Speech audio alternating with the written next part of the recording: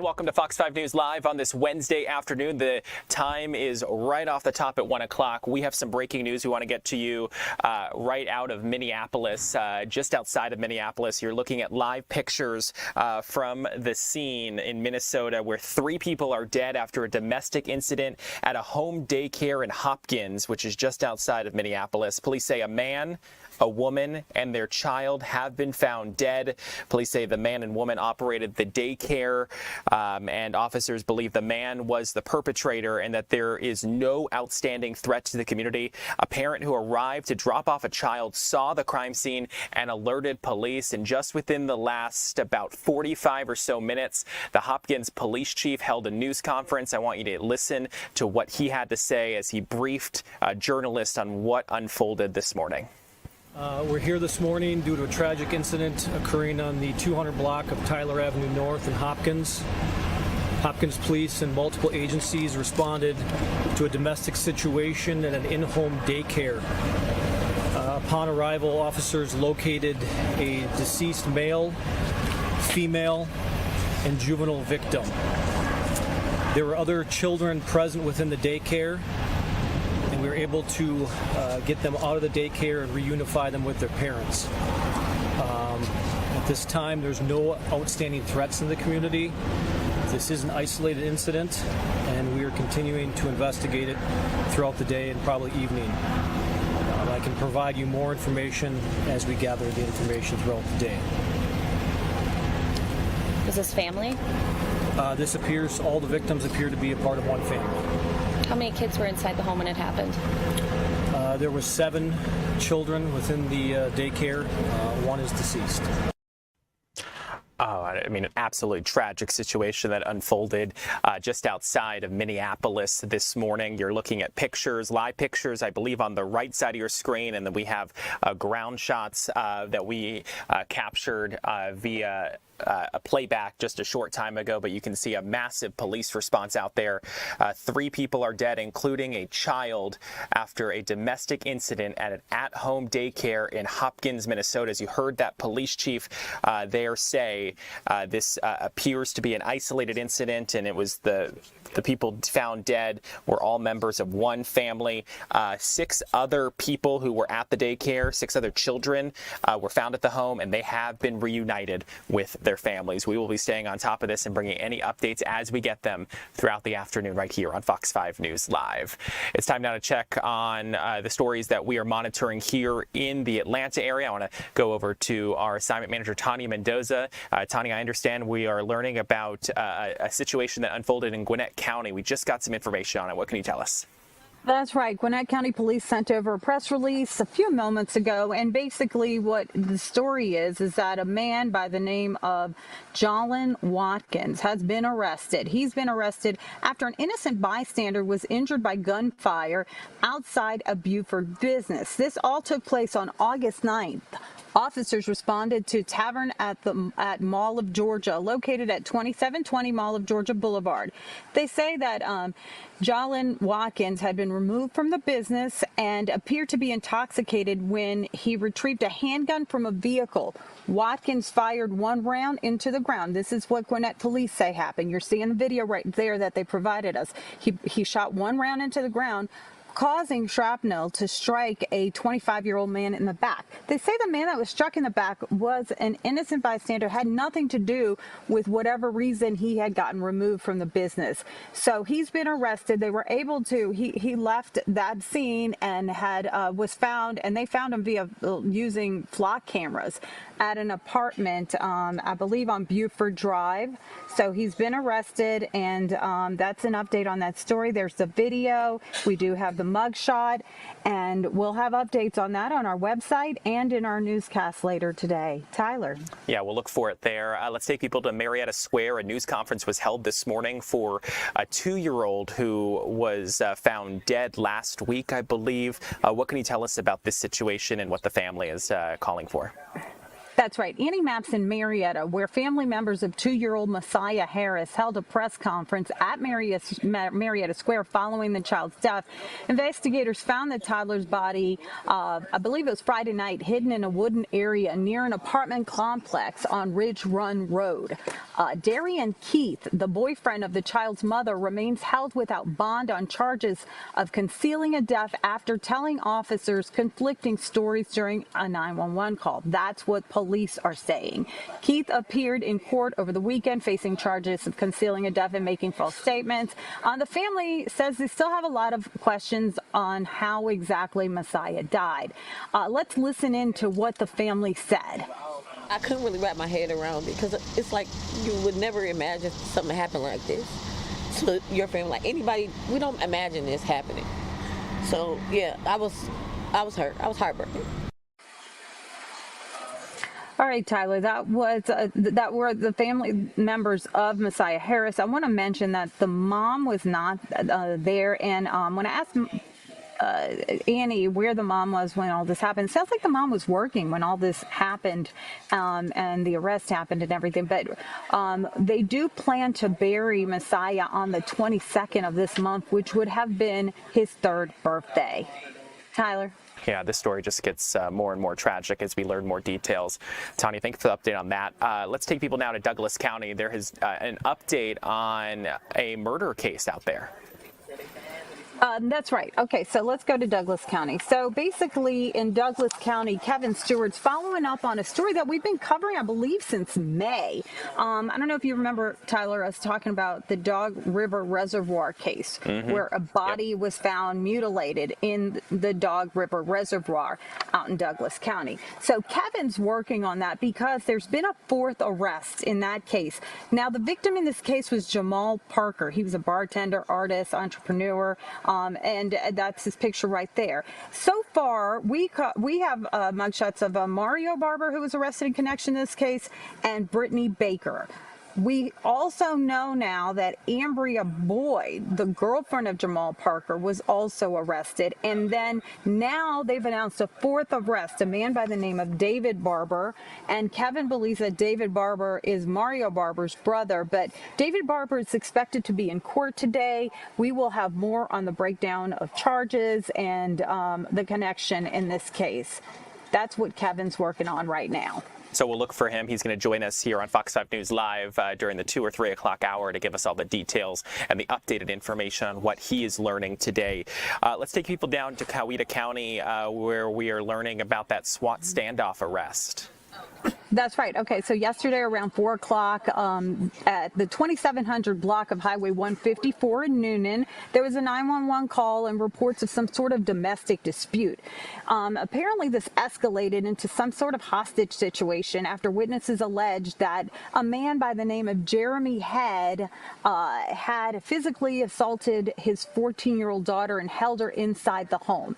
That's what police told us went down. Coweta County deputies secured the perimeter and they called out SWAT, the drone team, alongside with Georgia State Patrol and the U.S. Marshals. So at around 8:30, the juvenile victim safely escaped after the suspect fell asleep, and so no injuries were reported, and they took Mr. Head into custody. What's interesting and what Doug Evans is looking into today is the criminal history of Jeremy Head. Apparently, we've covered it before. He has jail records in Coweta County showing several sets of mugshots dating all the way back to 2008.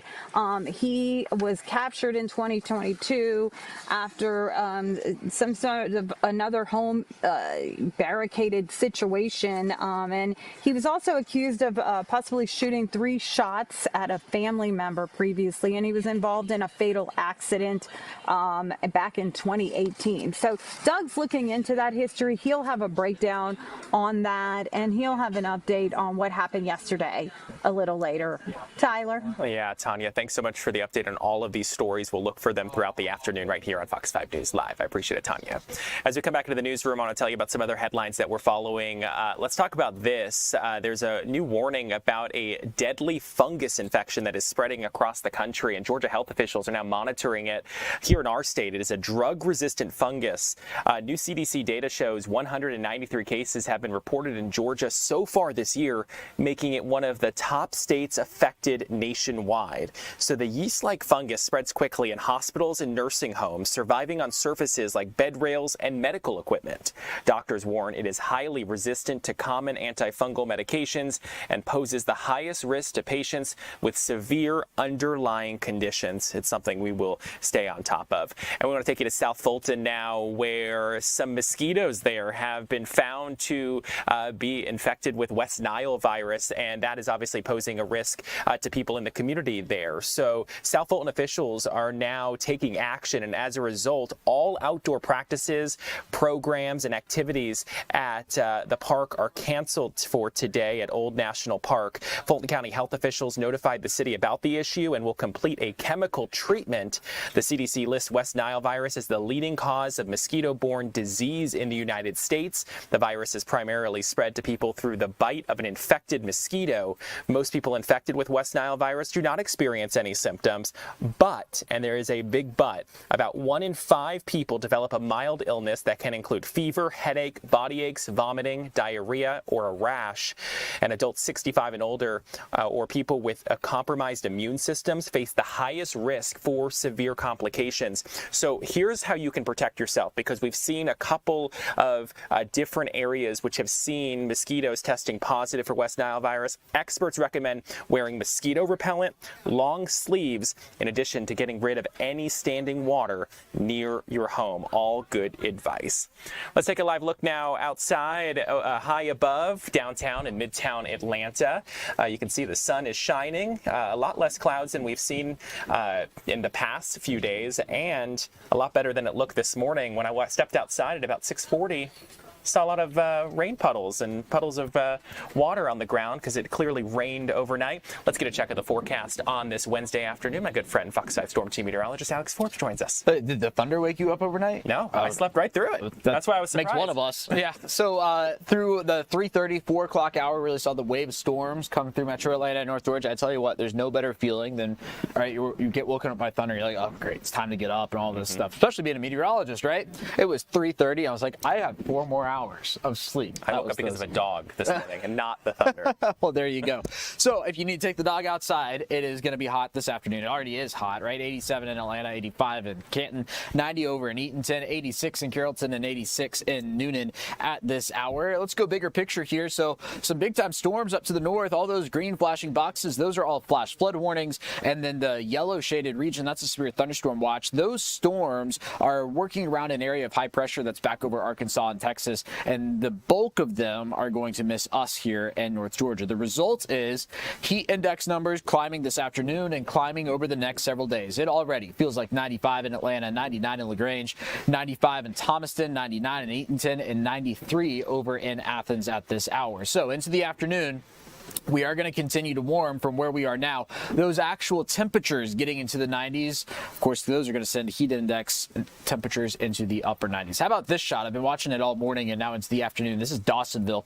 You can see the clouds building off in the distance. So it was about this time over the last couple of days, really within the last hour, that we see those showers and storms begin to develop. And we are going to be looking at that just delayed a couple of hours today. And that's because of the overnight stuff. 40% chance of rain here through the afternoon before we are slightly drier into the end of the week. So 93 in Atlanta today, 94 in Eatonton, 95 over in Athens, 92 in Thomaston. But of course, it does feel hotter than that, and it will feel hotter than that in the days to come. 100 Thursday, 104 on Friday, 105 on Saturday. That is your peak heat index number. And that's what matters to you, the human, right? I get some comments sometimes like, hey, would you quit talking about the heat index? It doesn't matter. Well, it does matter.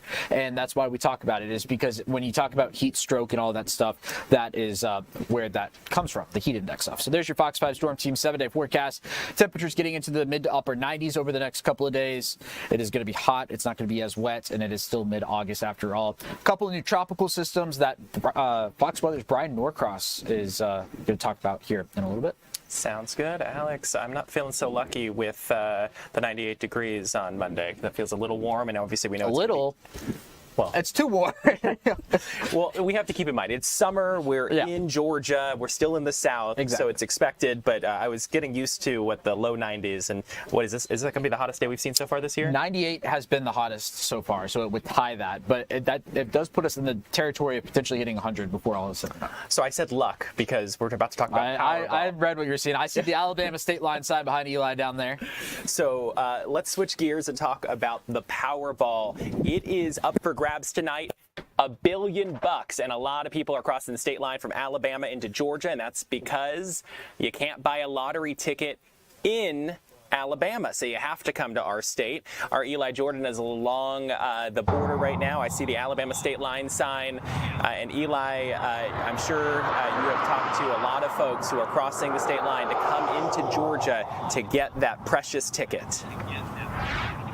Oh yeah. It's estimated that, Tyler, that $200 to $300 million or blood, just bleeding out of Alabama every year to all the states around it. Alabama is only one of 5 states that does not have the lottery, yet it is surrounded. Every border has a lottery that people are running off to. And I'm just, feet away from LA, lower Alabama here in West Point, and this is 3rd Avenue coming through here. And if you look right there is where the old Texaco, where you can buy some lottery tickets. Now I was in there earlier today, I got some video, and there were people in there from Alabama. That parking lot was full of Alabama, tags on the cars and everything, so you could tell. And I was asking, are you from Alabama? And nearly 90% of the people were saying, yes, I'm from Alabama. And they understand what's going on here. They would like to have the lottery in their state too, so they wouldn't have to drive across the state line, and also have some better roads and schools. And I spoke to Jasper Thomas, fellow Alabamian. Here's what he had to say about the lottery.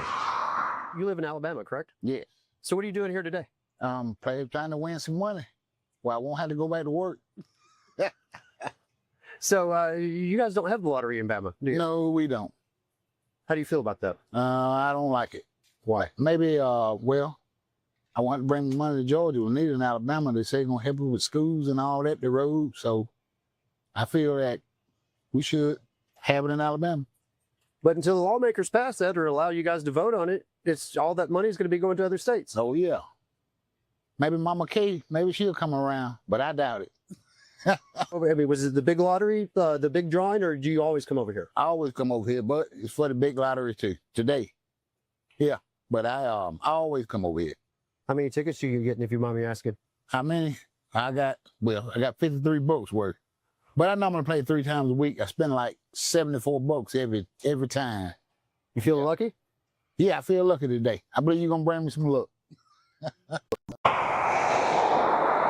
Hopefully I do bring him some luck, and hopefully he'll remember me if he does win. But the routine lottery player from Alabama spends an estimate from 20 to 100 bucks. But they say when the jackpot gets as big as it is now, around $1 billion, they'll spend, that's up, goes to hundreds to thousands of dollars. So they're expecting a big rush here later on this evening or all throughout the day. But it's kind of been a steady flow of people coming in here, getting their lottery tickets, getting their quick picks, and hopefully they'll get the right numbers and win the $1 billion, which is, if you get it in lump sum, it's just over $420 million. But your chances of winning is 1 in about 292 million. So, don't hold your breath, but it's always good to hope for the best. Tyler. Don't ruin the fun, Eli. Come on. Don't give us the odds. We have to be able to dream big and hope that maybe we could be that. It's okay to dream. I didn't mean to destroy dreams. It's okay to dream, but I'm just, it's also good to be realistic too. So 1 in 292 million. So don't quit your job yet, Tyler. I'm hanging on to mine right now. I'm not quitting, but yeah, I think I got the lucky numbers here. And maybe if I do win the big jackpot, I might have to share a little bit with some people in the newsroom, just because that's what you do when you're rich. You share a lot of money. Yeah. That's what I would do, at least. Ella, Noheli, myself, Chris, and Marcy are all asking for our cut here. Eli Eli Jordan, thanks so much for joining us from the border. Appreciate it.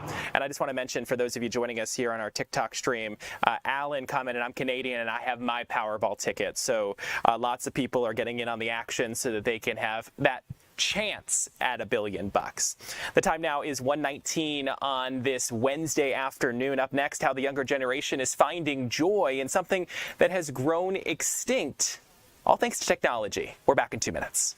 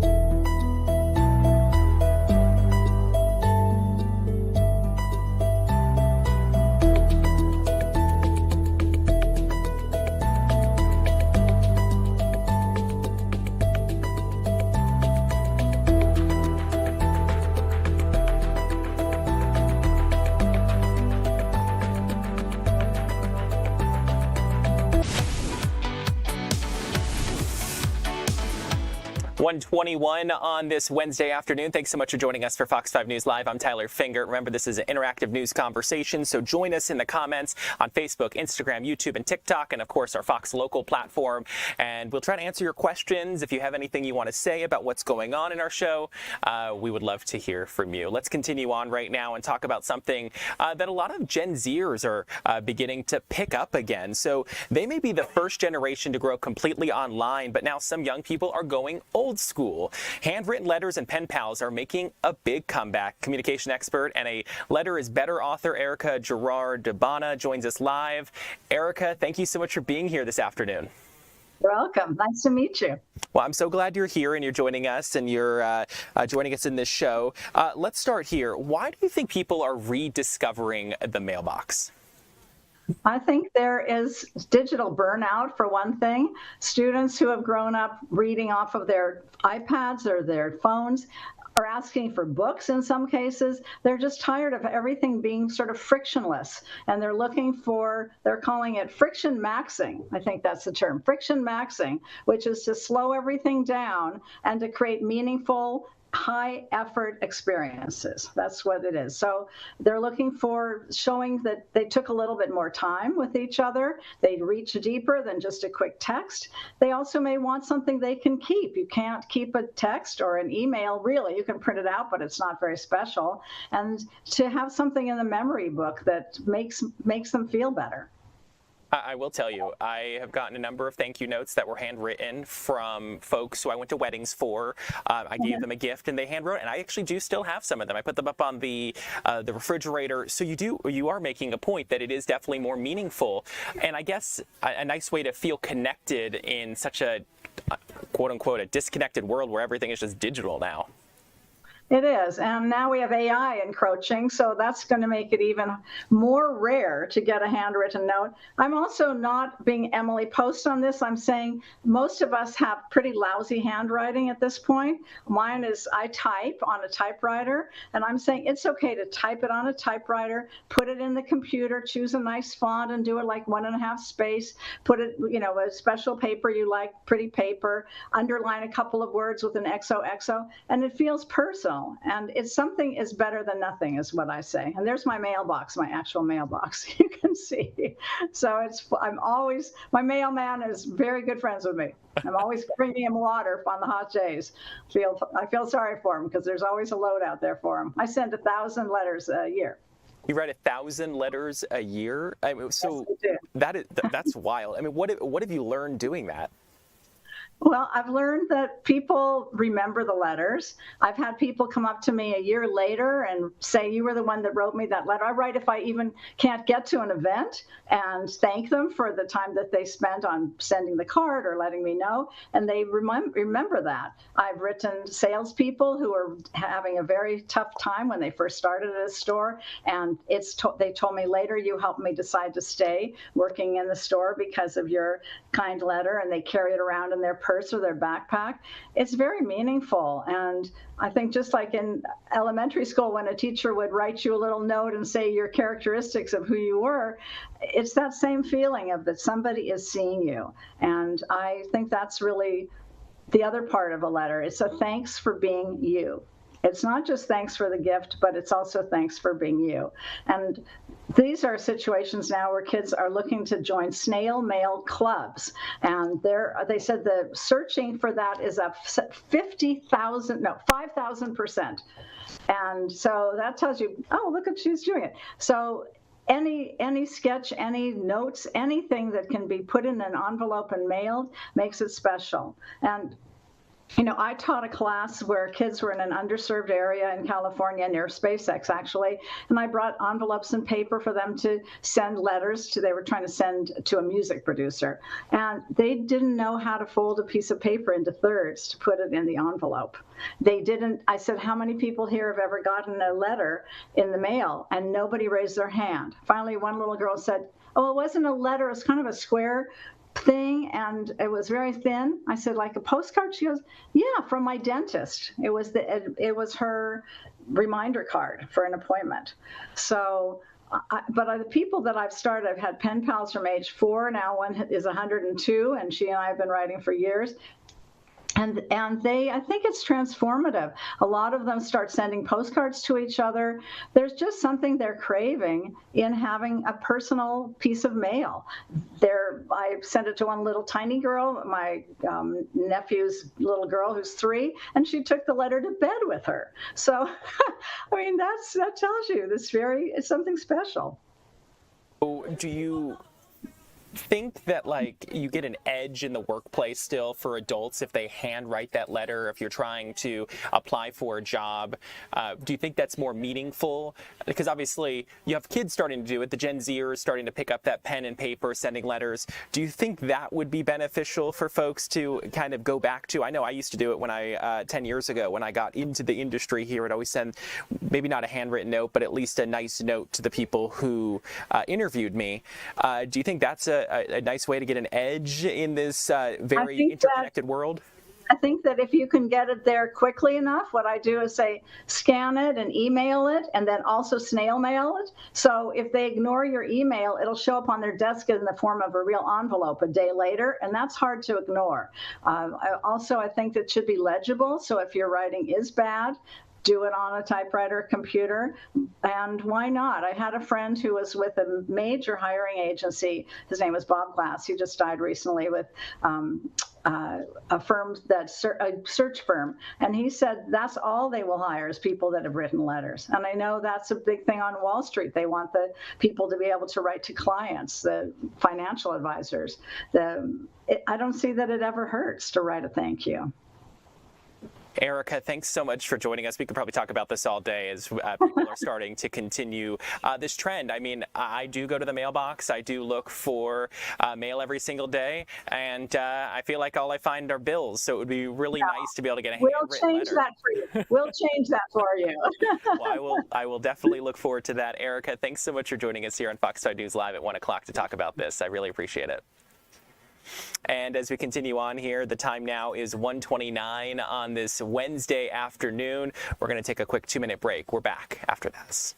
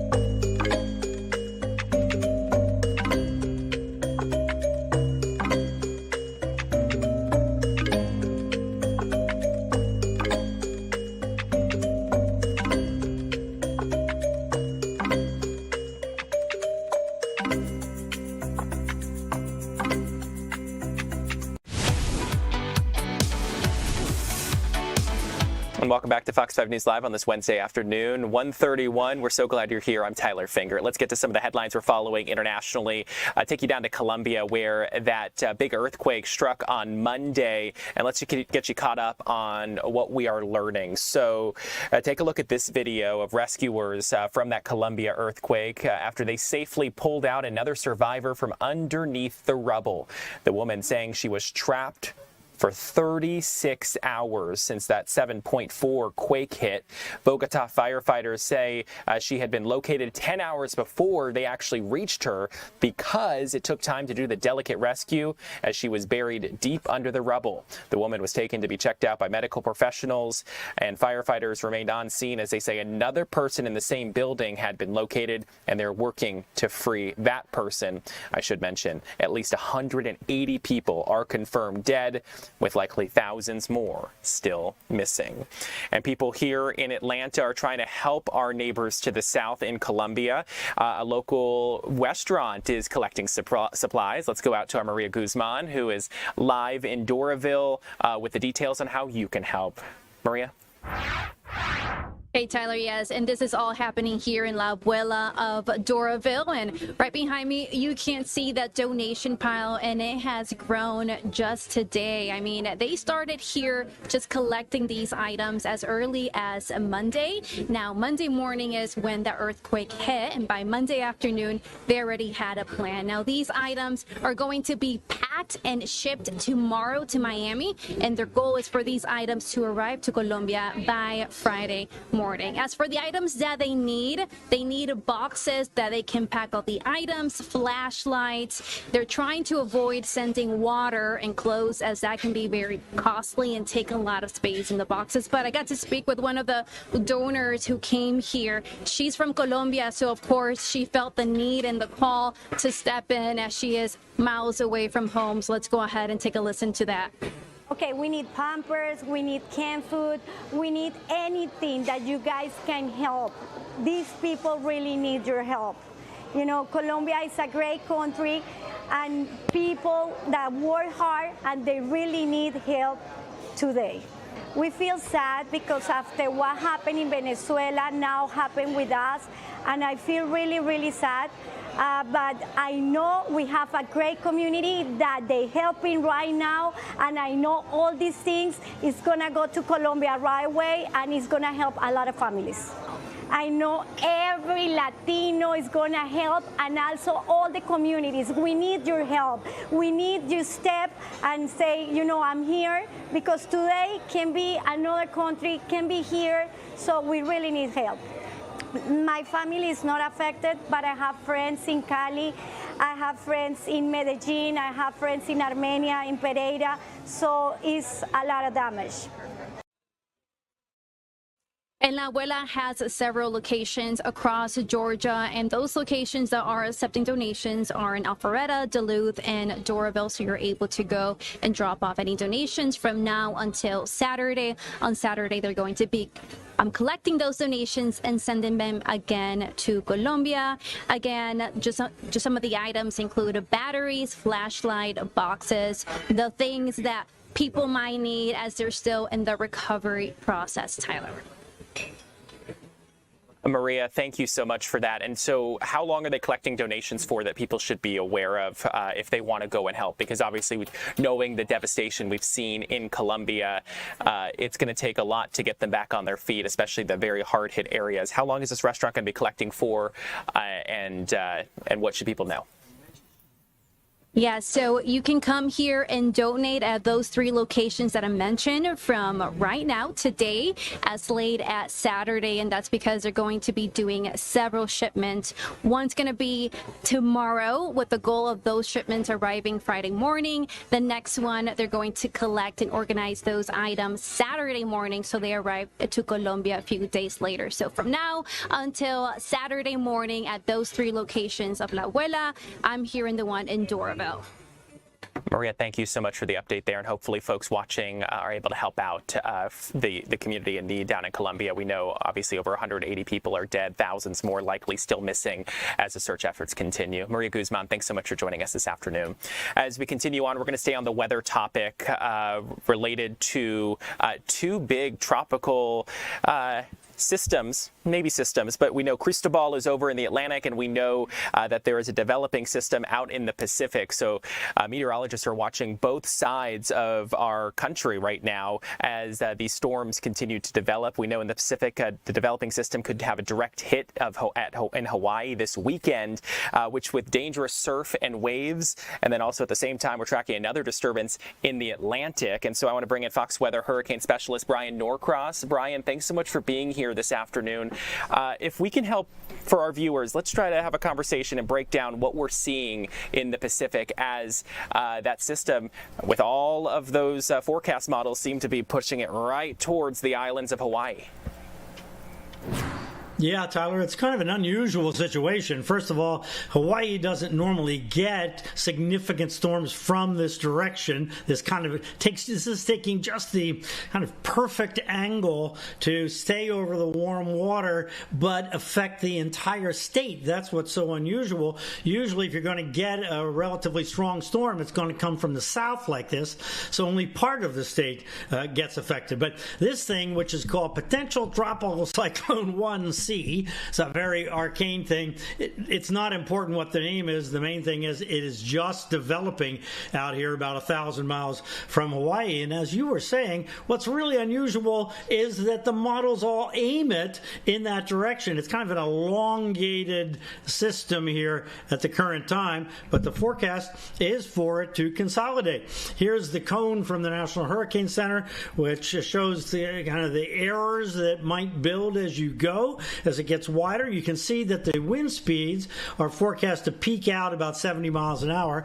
That would be a top-end tropical storm. 75 would be a hurricane. So even if the top sustained winds were 70 up the mountains, you would have a hurricane because you get stronger winds at the higher elevations. And of course, there are very big mountains in Hawaii. But this really unusual trajectory takes it right along the entire state. And we're really pretty confident about this, unusually confident for a system that hasn't developed, because look at the computer models, ignore the Canadian model. We don't look at that for hurricanes, all right down the cone, all over the state. And if we look at the consensus, which people always ask me, what's your favorite computer model?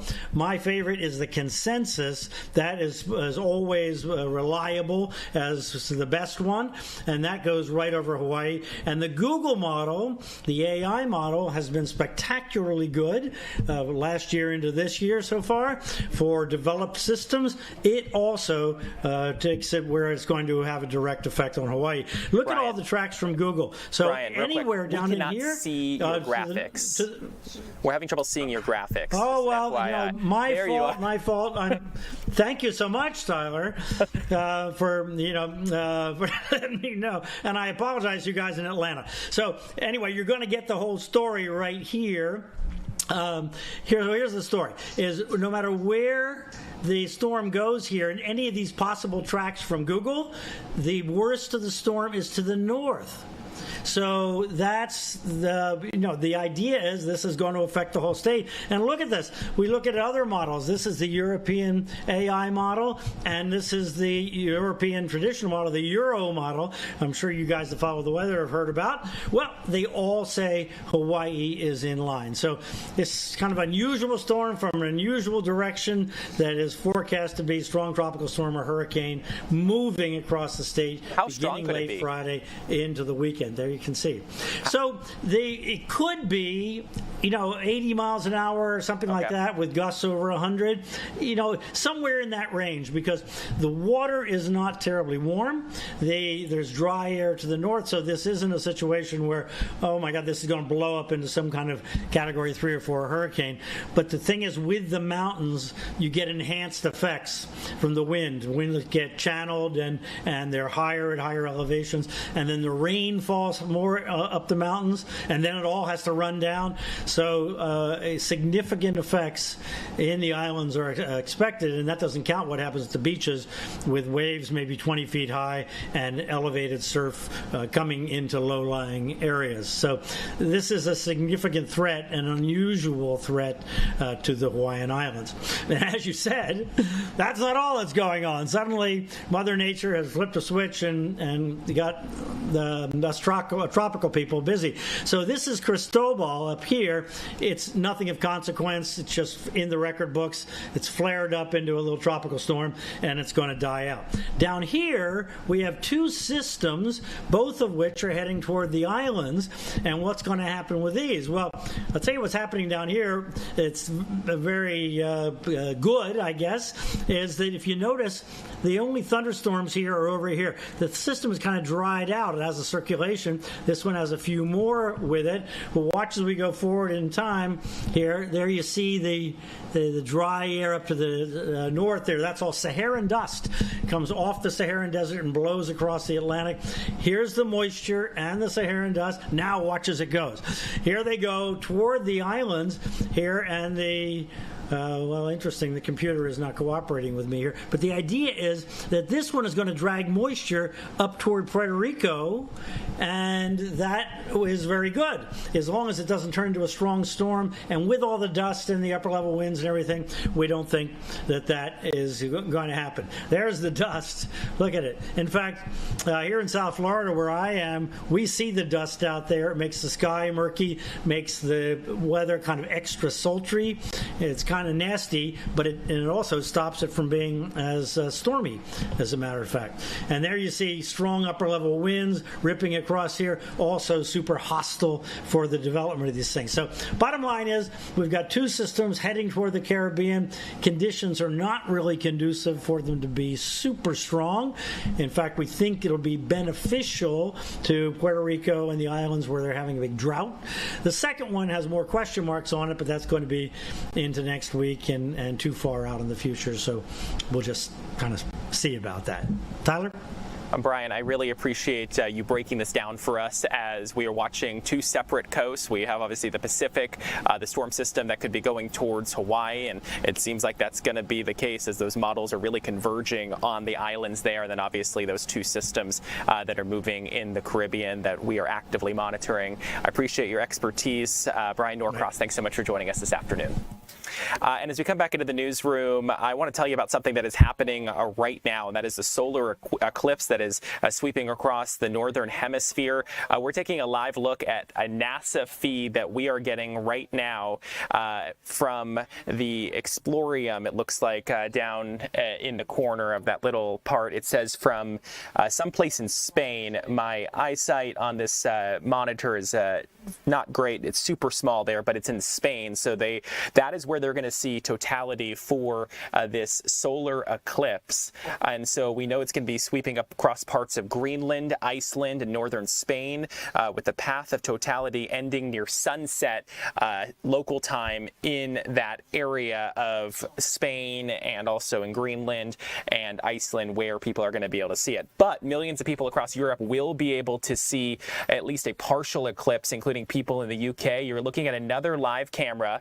If we go back to it in a moment, not yet, they are putting on special kind of like sunglasses on the camera, and I am looking on to the side, it's a different screen right now as I look. They're going to get into the focus because at I'm looking for the time, at 1:53 in Bangor, Maine, we are going to see what is known as a partial solar eclipse, and it's going to be about 24% of the sun will be covered. I'm just making sure as we're looking at different live pictures coming into our newsroom live. And so essentially a lot of people are going to be able to see this throughout parts of the Northeast, but it's not going to be a full solar eclipse. You're going to get a partial. So your best shot of being able to see it is going to be, we're getting another shot from NASA on the right side of this screen. They have a little split screen. We're hoping this other camera from Bangor, Maine will be able to show you because at 1:53 they're supposed to have 24% coverage for people there. Obviously you're not supposed to look directly at the sun because obviously that can hurt your eyes. There's special goggles. So we're going to continue to monitor this throughout the afternoon as this solar eclipse, depending where you are, you're going to be able to see part of it. Here in Atlanta, not so much. It's time now to get a check of the stories that are trending right now in our area. I want to check in with our Jamison Moyer. And Jamison, one of the things that a lot of people are clicking on, we have a meteor shower coming through tonight. And as long as the weather holds off and the clouds break through, we should be able to see it right here in Atlanta. Yes, absolutely. So if you don't have any plans tonight and you're free or you're looking for something to do, grab a blanket, set your alarm, and head outside because the Perseid meteor shower, it hits its peak tonight into early Thursday morning. And this year the conditions are set up to be really spectacular. Because we have a new moon, the sky will be extra dark, meaning you could spot up to 50 meteors an hour. The best viewing time is between midnight and dawn, looking north or east. Now, if you're stuck in Metro Atlanta, light pollution will cut down a little bit on what you see, but the Perseids are known for being bright fireballs, so you still have a shot to catch an awesome show. If you want a front row seat, head up to North Georgia spots like Woody Gap or Brasstown Bald, which offer much darker skies. The only wild card in this situation is Georgia's weather. Clouds could end up crashing the party, so make sure to check the local radar before you head out to catch the show. No telescope is needed, just toss a lawn chair in the grass, put your phone away for 20 minutes so your eyes can adjust and enjoy the show. We've also got a full breakdown of some good viewing spots on our website, fox5atlanta.com. Yeah, there's definitely going to be places to be able to see it as long as the clouds hold out and be able to see it. I think it's like 50 meteors an hour. It's going to be a very cool experience being able to see this, and just hopefully the weather does cooperate so we can enjoy that tonight. Jamison Moyer, thanks so much for the update on that. And again, you can go to our website, fox5atlanta.com, and the Fox Local app. Our fine folks on our digital content team put together a whole list of places that you can go see it and the details you need to know about what to look for. We're going to take a quick 2-minute break. We're back after this.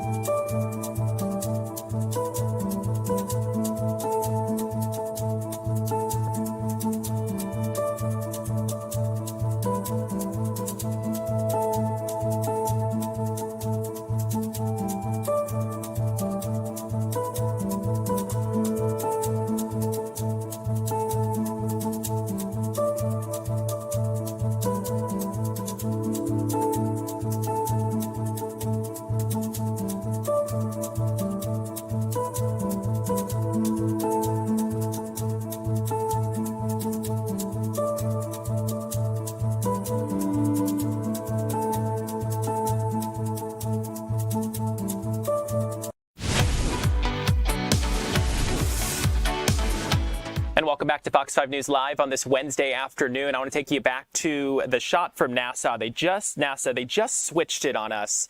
I was going to show you one of the shots that they have live is of, there's Norway right there.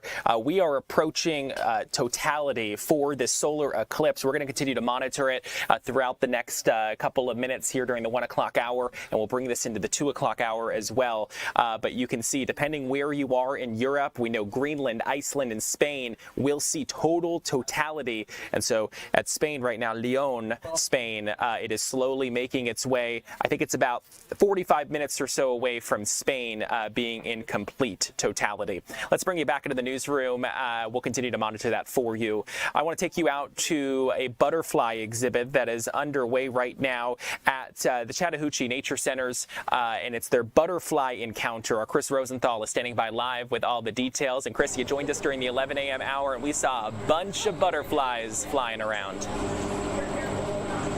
Oh yeah, they are still flying around. They have this whole room here filled up with butterflies here, and people are coming here to check them out. You think you might be able to see some of them up there in the corners, and they're really. Okay, we have one over here, and yeah, this is at the Chattahoochee Nature Center here in Roswell, and even have one over here, and I have Bee Hatcher. She is with Chattahoochee Nature Center, and tell me about this exhibit we have here. How many butterflies? How many species do we have here? Well, our butterfly encounter here at the Chattahoochee Nature Center runs between June all the way through the end of August this year. And we've got about 200 or so butterflies in our encounter. And we've got about maybe 5 to 7 species at any given time.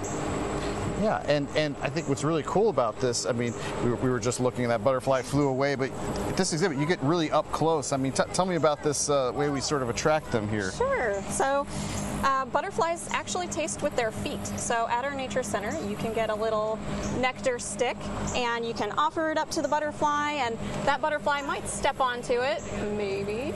And what it will do is it will taste with its feet and say, ooh, I would like some more of that. And then they will actually use their proboscis, their tongue, to sip the nectar off of the nectar stick.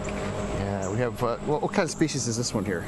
This is one of our swallowtails. Swallowtail. Of course, there's a lot of, when I was here earlier this morning, there are a lot of monarchs out here. Those are some very definable ones here. But tell me, it's not just about the butterflies, it's about the plants. I mean, if you want to have butterflies like this maybe in your own garden, what are ways some things you can do?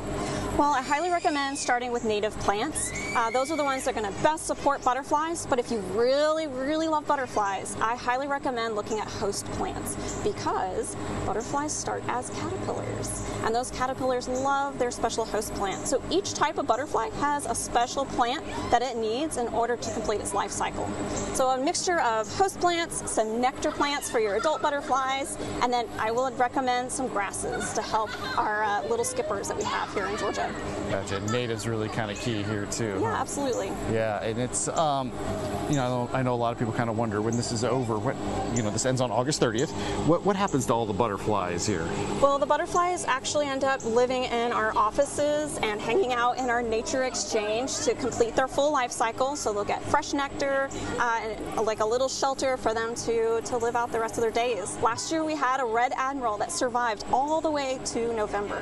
Wow, that's pretty unusual because they have a pretty short life cycle, don't they? Most do, except for the mourning cloak. That can have almost 11-month life cycle. Wow. It's amazing. You're telling me at night how they sleep.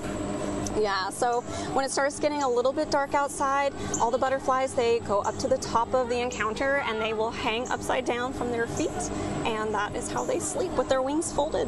Wow. And it's, almost like bats, I guess, a little bit. A little bit like bats. And they fly by just sort of the clapping motion, huh? Yeah, so their wings kind of touch each other as they're fluttering around. It gives them that flutter look while they push that air down to make their way to another nectar flower. Yeah, these are some of those monarchs over here. So anyway, so this goes on, Chattahoochee Nature Center. What days are you open? What times? Sure. The Butterfly Encounter, the Nature Center is open from 9 a.m. a.m. to 5 p.m. Monday through Saturday. The butterfly encounter is open till 4:30 each of those days. And then on Sundays, we're open from 12 to 5 again.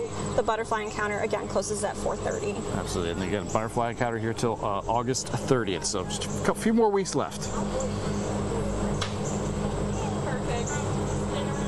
Chris Rosenthal, thanks so much for joining us from that butterfly exhibit. A super cool place. Obviously, you can see all the butterflies there. Great place to bring the kids while this exhibit is going on. I want to take you back to the solar eclipse that we're monitoring right now.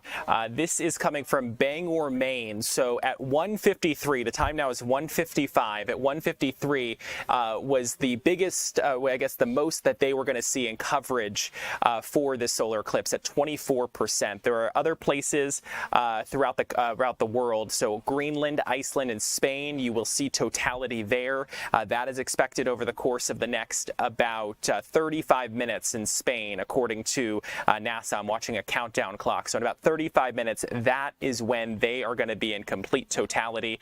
You can see they're trying to get a different shot there. But we'll be continuing to monitor the solar eclipse as it is unfolding throughout the world. Again, Iceland, Greenland, and Spain is the only places you can see totality, but some other places are obviously getting some partial coverage, and this is the only solar eclipse of the year. Well, the time now is 1:56 on this Wednesday afternoon. I'm Tyler Fingert.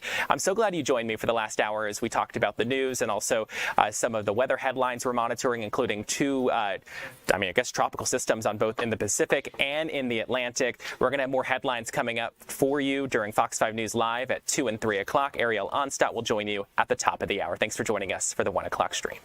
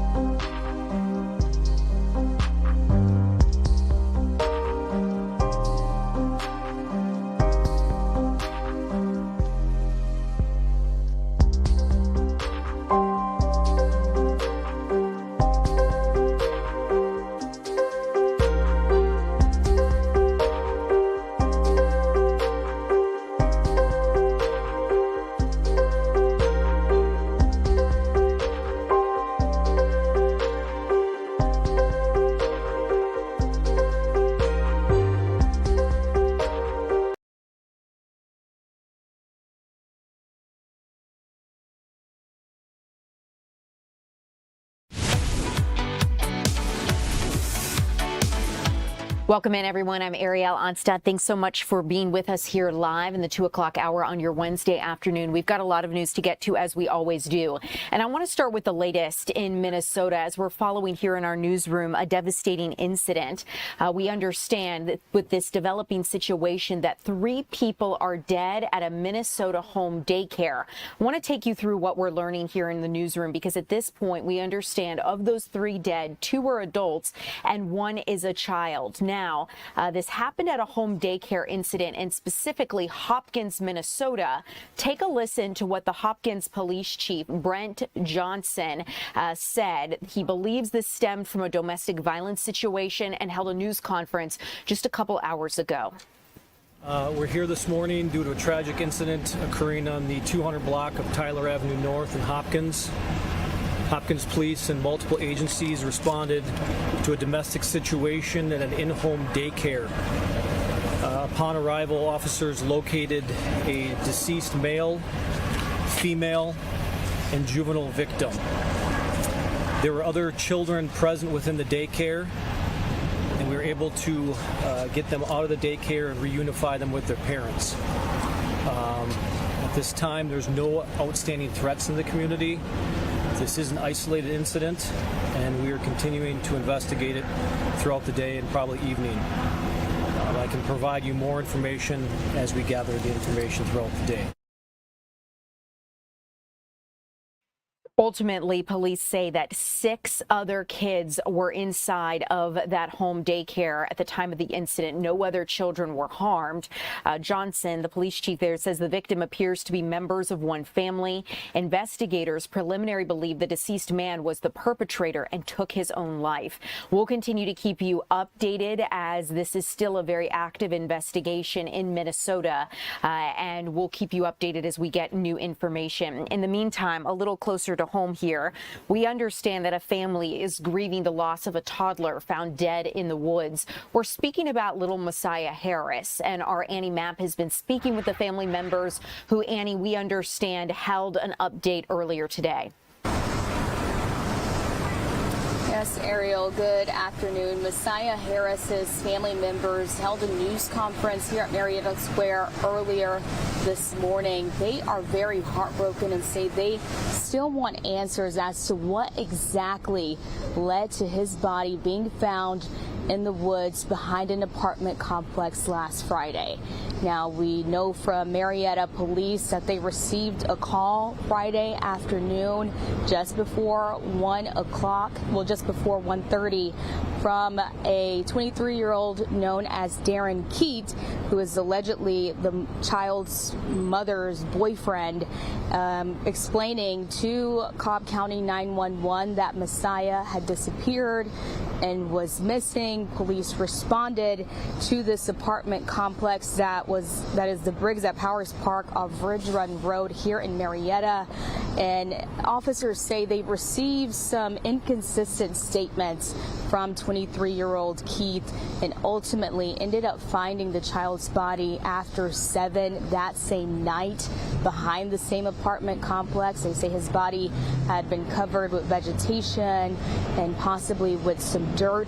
They are now accusing Keith of being the person that placed the child's body there. He is facing charges that include concealing a death and making false statements. A judge actually denied him bond earlier this week, but today during that press conference, the family shared that they still don't know exactly what happened, how 2-year-old Messiah died, but they did say that justice is very important for them. Take a listen at what his aunt told the media. I'm just trying to keep her uplifted and in good spirits right now, and just keep his memory alive and all the happy moments that we have had with Messiah, all the silly moments. The family plans to bury the child on the 22nd of this month, which would have actually been his 3rd birthday. They say they want to celebrate his life the same day that he entered this world. Ariel? devastating, Annie, and I can understand why there are so many questions this family has, because they understand the mother's boyfriend, the man you mentioned, is supposed to watch over this child, and then to come back and to understand that the child is missing. You know, police have said inconsistent 911 calls have led them ultimately to arrest him because it just didn't make sense and things weren't adding up. But there is a period of time. What went wrong between, okay, you're supposed to watch this child, and then the child goes missing and is ultimately found dead in the woods? So I understand why they would have a lot of questions. They have a lot of questions, and during the latest interview that we did with Marietta police, they actually told us that Messiah's body had been laying out there for several hours on Friday. So it's unclear at this moment what exactly happened and what could have led someone to put him behind that complex. I did reach out to them earlier today, and they say that there is still not an update. You know, the Cobb County Medical Examiner's office is still trying to determine his cause of death as well.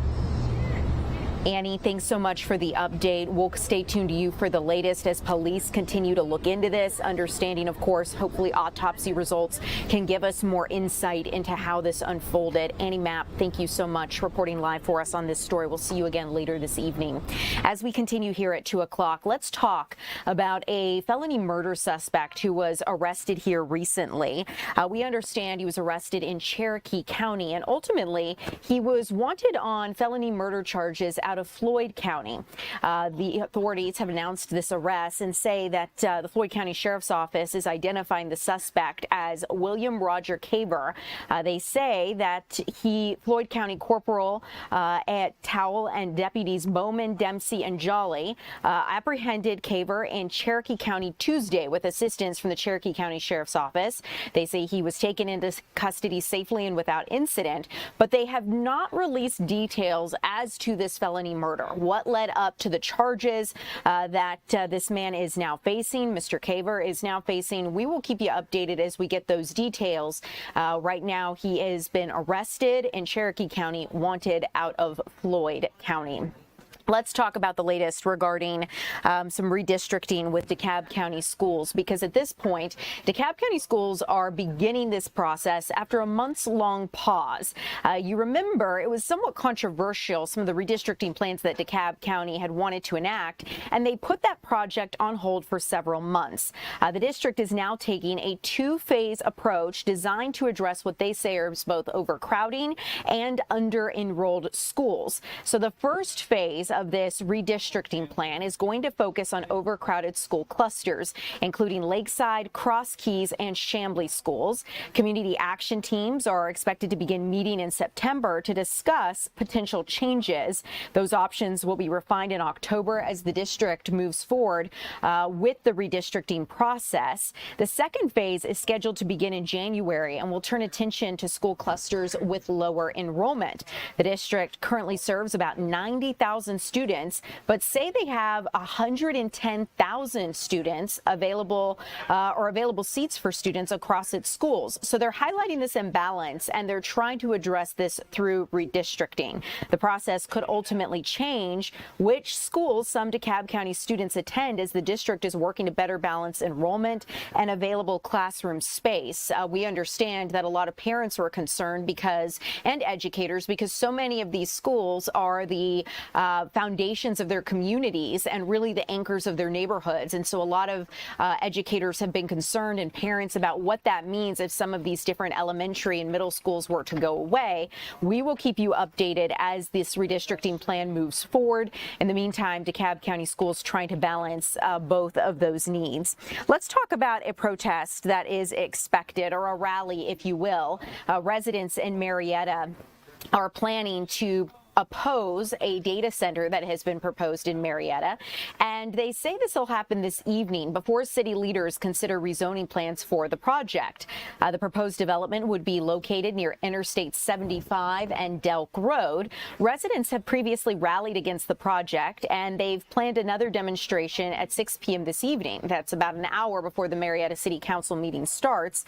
Opponents have cited several environmental concerns here, including potential pollution, toxic emissions, emissions, as well as the amount of electricity and water the data center could use. According to the meeting agenda, supporters and opponents of this proposed data center will each receive a total of 15 minutes to make their case. Individual speakers will be limited to 3 minutes each. So if you do want to make your voice heard, that is the time that will be allotted to you.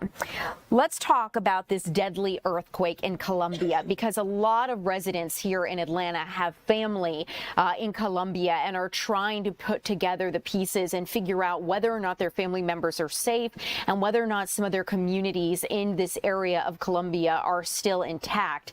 The death toll has continued to climb after this devastating earthquake. We understand close to 200 people have been killed, and rescue teams have been working around the clock to look for people still trapped under the rubble. This earthquake happened Monday, and it was registered as a 7.4 magnitude on the Richter scale.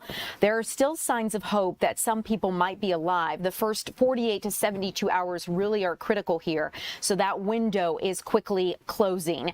The epicenter of the quake happened along Colombia's Ring of Fire. It's taken a disastrous toll on the cities of Pereira and Quibdó, as well as the rural communities deep in the jungle and mountains, many of them only accessible by boat or plane. Vargas is one resident who traveled from Medellin to look for his brother, and he says that he's absolutely devastated by what he has seen.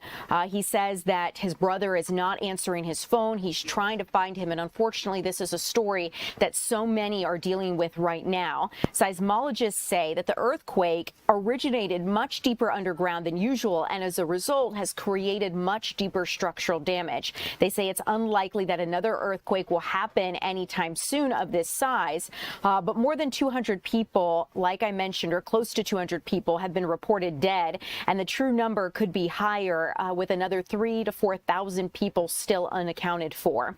The Red Cross and other aid organizations are fielding donations to help, and Colombia's president has declared a state of emergency to fast-track funding for recovery efforts. In the meantime, here at home, we see a lot of different rescue and rally efforts to make sure that loved ones can get the support that they need and that rescue supplies are going where they need to go. One restaurant here in Atlanta is hosting a relief drive to make sure that much needed supplies are headed to Colombia. Our Maria Guzman went out to speak with them about how we can help out. Maria, it is great to see you. How can we get involved?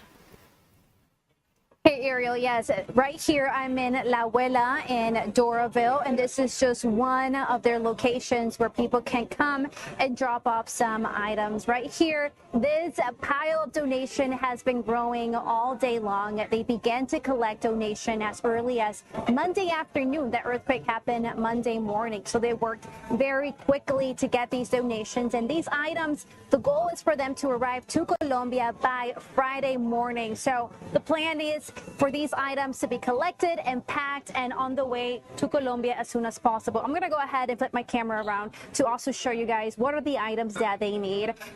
Although they have some water here, they're trying to tell people to not donate water, that they have enough, because it can be very costly and it takes a lot of space to send these items. What they do need is a lot of personal hygiene products. They need boxes to pack all this up. They need gloves, especially right now it's day 3 since the earthquake, so they need a lot of tools to help find people as they go through the rumble. I got a chance to speak with the general manager of Las Abuelas, and he talked a little bit more about why they decided to step in and also what they need for the people in Venezuela. So let's go ahead and take a listen to that. So it was early in the morning on the Monday. I called my mom. That's the first thing that I do because she's in Colombia right now. And yeah, so we were trying to help the community in Colombia, you know, little by little. So we convert everything in here in the 3 locations that we have, Alpharetta, Doraville, Duluth. So people can bring the stuff so we can send it to Colombia. Servia Entrega is helping us. So these first things that we have over here and then what that we have in the other 2 locations is about to send tomorrow, so they can be in Colombia on Friday. And then the last day for this is on Saturday, and they're gonna send it to Colombia on Monday. So we don't need for now more water because water is a little bit heavy. So that what we need is products like this, like for healthcare, shampoo. We need food like this that it never expire, or it expired like, I don't know, like 3-4 years. And gloves, some stuff for construction, lightnings, all that, yeah. Okay. I love it because we are so far from our country, and I love people that come here and bring the stuff that they can. So I love how Colombian community we stay together when some stuff like this happen. You know, we trying to help Venezuela too when that happened, but we never imagined this is gonna happen to Colombia. And 47 days later, it's a short time. Yeah, the situation. My mom is in Medellin, so over there is not that crazy. That is Pereira, Chocó. Those places are more affected to this happen. Our community in Colombian community is this. We just trying to help each other on any time. So, this is not like the big thing, but for us is what we can send to them, and this is gonna help somebody in any time. And you're able to drop off any donations at their 3 locations. I'm at the one in Doraville, but they're also accepting donations at the one in Duluth and Alpharetta. And right here with me, I do have a first aid kit. So this is just one of the many things that they need, that we know people in Colombia need just very early on, just early on after the earthquake, Ariel. Maria, thanks so much for letting us know how we can get involved. We're looking at where we can drop these donations off in these 3 locations in Duluth, Doraville, and Alpharetta. So wonderful way to get involved and help people who've lost everything after these devastating quakes, Maria. We will see you again here at 3 o'clock. Thanks so much for joining us live, Maria Guzman. We will see you again here soon. As we continue at 2 o'clock, you guys, let's talk about what we know regarding some protests that are planned over flock cameras here in Georgia. We understand there's a group, it's called DFlock, and it's basically a website that tracks the locations of flock cameras, and it's organizing what it calls a national week of action against these automatic license plate readers. Now, opponents are hoping to plan this week of events across the country, including several here in Metro Atlanta. The campaign is scheduled to begin Sunday and continue through Saturday. Several North Georgia cities are participating, including Atlanta, Powder Springs, Marietta, and East Point. Organizers say the week is going to feature public meetings, town halls, and other events intended to raise awareness about the use of these license plate readers. So we'll keep you updated as this moves forward. In the meantime, let's get an update we're getting from ICE about Georgia operations. Specifically, ICE says that more than 1,200 undocumented immigrants have been arrested in large-scale immigration enforcement operations across the state of Georgia. They say that 720 of those arrested had previously been convicted of or charged with crimes. ICE says the criminal histories among those arrested ranged from sex crimes and crimes against children to assault, battery, and driving while intoxicated. Now, federal immigration officials say the goal of the operation was to remove those and who posed an issue to public safety. The information provided by ICE did not specify how long the operation lasted, nor did it provide a complete breakdown of where these arrests occurred across Georgia. Speaking of ICE, I do want to let you know that ultimately ICE may be giving its officers gloves that can deliver painful electric shocks as part of a new initiative to gain compliance from people the agency deems combative. According to a notice published by the Department of Homeland Security this week, Immigration and Customs Enforcement plans to spend up to $20 million on, quote, conductive, distractive, and de-escalation devices for officers and its agents by the end of March of next year. According to the device's manufacturer, Compliant Technologies, the tools function as a normal pair of patrol gloves until officers activate their electrical mode. The company says the gloves must must be applied directly to someone's skin to deliver that stimulus, and that the gadgets have been effective in helping some prisons and police departments subdue violent suspects. The company warns against the gloves being used for punishment purposes. This comes as several civil rights advocates have already criticized ICE for its use of force while carrying out the White House's immigration agenda. One representative on policing at the American Civil Liberties Union says the public should have no confidence that ICE officers will appropriately use the gloves and question their necessity for civil immigration enforcement. Compliant Technologies has not yet responded or confirmed this potential deal, but the DHS, Department of Homeland Security, says that solicitation for a no-bid contract could be published as early as this Friday. Officers would have to complete a course and be recertified every 2 years in order to use these devices. So we will keep you updated as that moves forward. Let's get a check here of what we know regarding some key races that are shaping the ballots come November. The countdown to the midterms is truly on at this point, and last night 6 states decided who is going to face off in November. We saw a touching moment on one of the biggest primary nights this season. Darlene Graham, the sister of the late South Carolina Senator Lindsey Graham, is heading to a runoff against Congressman Ralph Norman to replace her brother on November's ballot.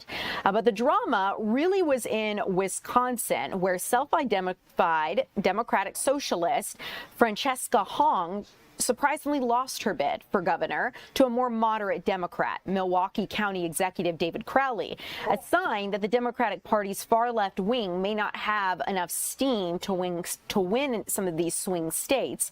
The far left did get a win in Minnesota, where progressive candidate Lieutenant Governor Peggy Flanagan beat moderate Congresswoman Angie Craig for the Democratic nomination for Senate.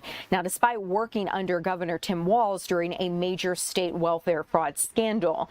In Minnesota's governor race, U.S. Senator Amy Klobuchar easily secured the Democratic nomination, while Trump-endorsed MyPillow founder Mike Lindell lost the GOP primary to State House Speaker Lisa DeMuth. So we will continue to keep you updated as these races move forward. In the meantime, I want to let you know about the latest regarding Iran, because Iran is now threatening to resume attacks on some American assets in the Middle East. President Trump says that the United States controls the Strait of Hormuz. Iran, as you might imagine, is telling a different story.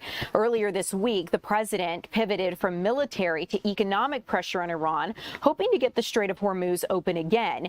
Tuesday night, the president repeated his claim that the U.S. has complete control over the strait, despite few ships actually getting through. Negotiations are reportedly continuing with Tehran, but of course, Iranians say that the U.S. does not control the strait, and they're vowing to keep the strait closed until they say the U.S. accepts their conditions for ending the conflict. Now, Iran's Revolutionary Guard is indicating it's moving towards a more offensive posture, meaning new attacks against American allies could be coming. President Trump says that cutting off Iran's oil revenue and enforcing new sanctions will eventually bring them back to the bargaining table. But some experts say that's not going to be easy, because Iranians are willing to wait and endure the economic pressure. At least their hardline military is. Take a listen to what the president had to say, as well as a former CIA station chief. I don't trust Iran. Why? Are you saying I trust Iran? I'm the last person to trust Iran. They've lied to me constantly. We have total control over the Hormuz Strait right now. They don't have control. We have total control. We own it. And at some point, maybe they'll do something and then they get blown away. But we're in a very good position.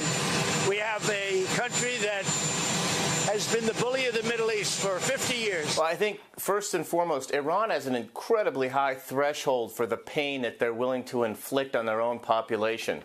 So frankly, they don't care that their economy is in free fall, their currency is worthless. As long as they have enough money for the 200,000 or so IRGC security and military, that's okay by them. They fought a war against Iraq in the 1980s, the first Gulf War, resulted in over 1 million casualties, use of chemical weapons. And it didn't really bother them, and they didn't want to sue for peace. The Ayatollah Khomeini said he had to drink from the poison chalice. They didn't want any sort of peace. So they've got a high threshold for pain. and they see an opportunity. They want to reduce or eliminate altogether U.S. influence in the region. Now, Pakistan is a key mediator and says that the United States and Iran are continuing to work on a deal, and Pakistan's interior minister is currently in Tehran for these talks. So we will keep you updated. A little closer to home, we're going to get a check of your weather forecast with meteorologist Lauren Robinson. It is hot outside. If you have stepped out, we're going to chat about what to expect and the potential for some thunderstorms and showers coming up.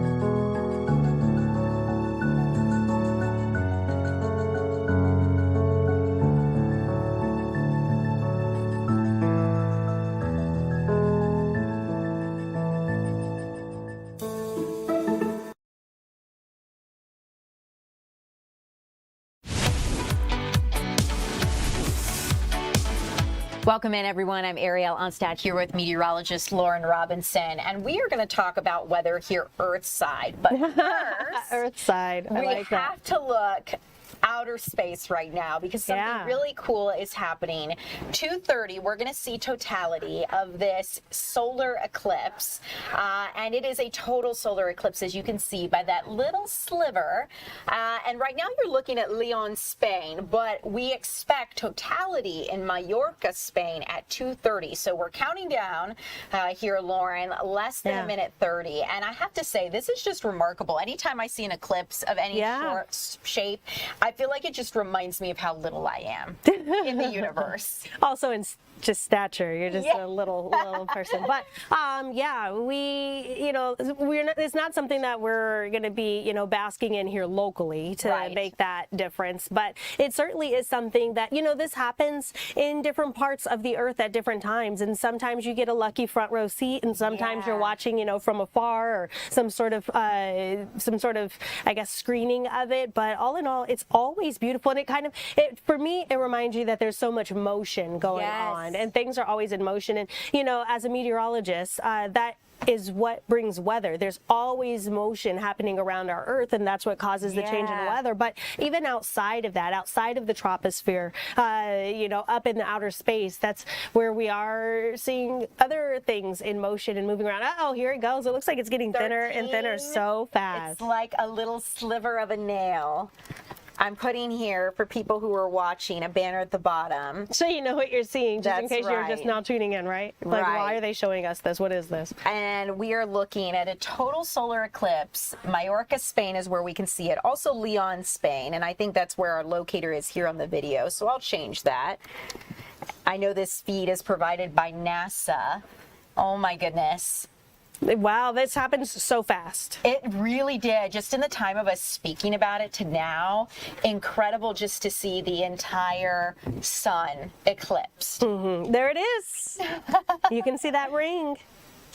And once it starts, which it now has, there it is. It's going to exist for 1 to 2 minutes, and then it will open back up. So one of the things I do want to say here is that we've seen different parts of this solar eclipse in Bangor, Maine. Doesn't look quite as cool or as dramatic as it does here from Spain. But the next total solar eclipse in the United States will be in 2044. So we do have a long time to wait. It'll be here before you know it. That is true. That is true. I remember our last one, what was that, 28? No, Yeah. 2018, 2016, 27, Yeah. somewhere around there. I was in Omaha, Nebraska at the time, and we had a pretty good seat there. So cool. It's insane to think. We're looking at Bangor, Maine here in the bottom, and then Spain here to the big screen. In 2044, this solar eclipse that happens will be visible over 3 states, Montana, North Dakota, and South Dakota. So if you're in the kind of the north and western part of the United States, you'll get a treat.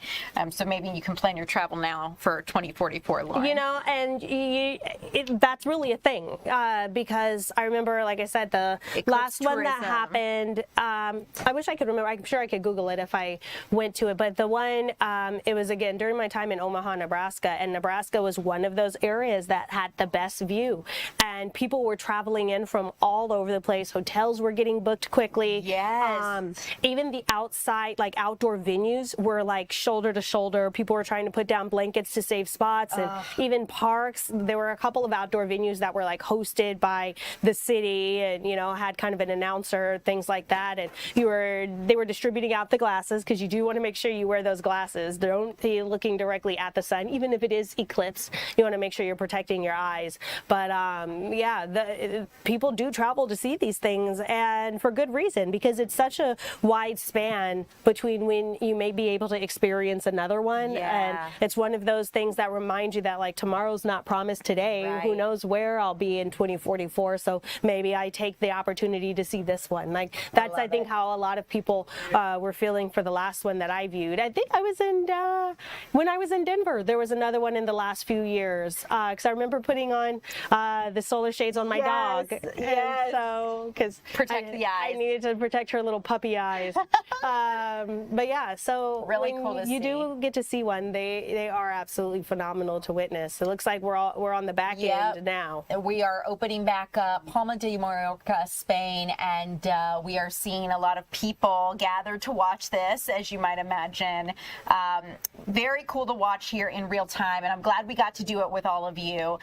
It looks like we are taking a live look on the other side of the sun as this is moving, and we are now opening back up to daylight. It is so crazy when you see these eclipses, how the quality of the light changes to see this darkness during the day. But guys, I hope you've enjoyed this. It is cool to see this, in fact, but let's bring you back here Earthside now. Earthside. For a check of your weather forecast, where not as hot as the sun, Lauren, but it kind of feels pretty warm. We're rivaling, right? Giving Yeah. it a run for its money. Now, let's go ahead and take a look at our current temperatures. Most of us in the upper 80s to low 90s. We're seeing 90 degrees right now in downtown Atlanta. Same goes for over in Rome, just next to us in Covington, out in Athens, and then even down south in LaGrange and Thomaston. Our hot spot on the map right now, 91 degrees in Eatonton. We're seeing those lower 80s up in the high country, 83 degrees up in Blairsville. But all in all, with winds coming down from the northwest and west, it is that is typically when you would expect the dew points to fall a bit and temperatures to fall a bit, but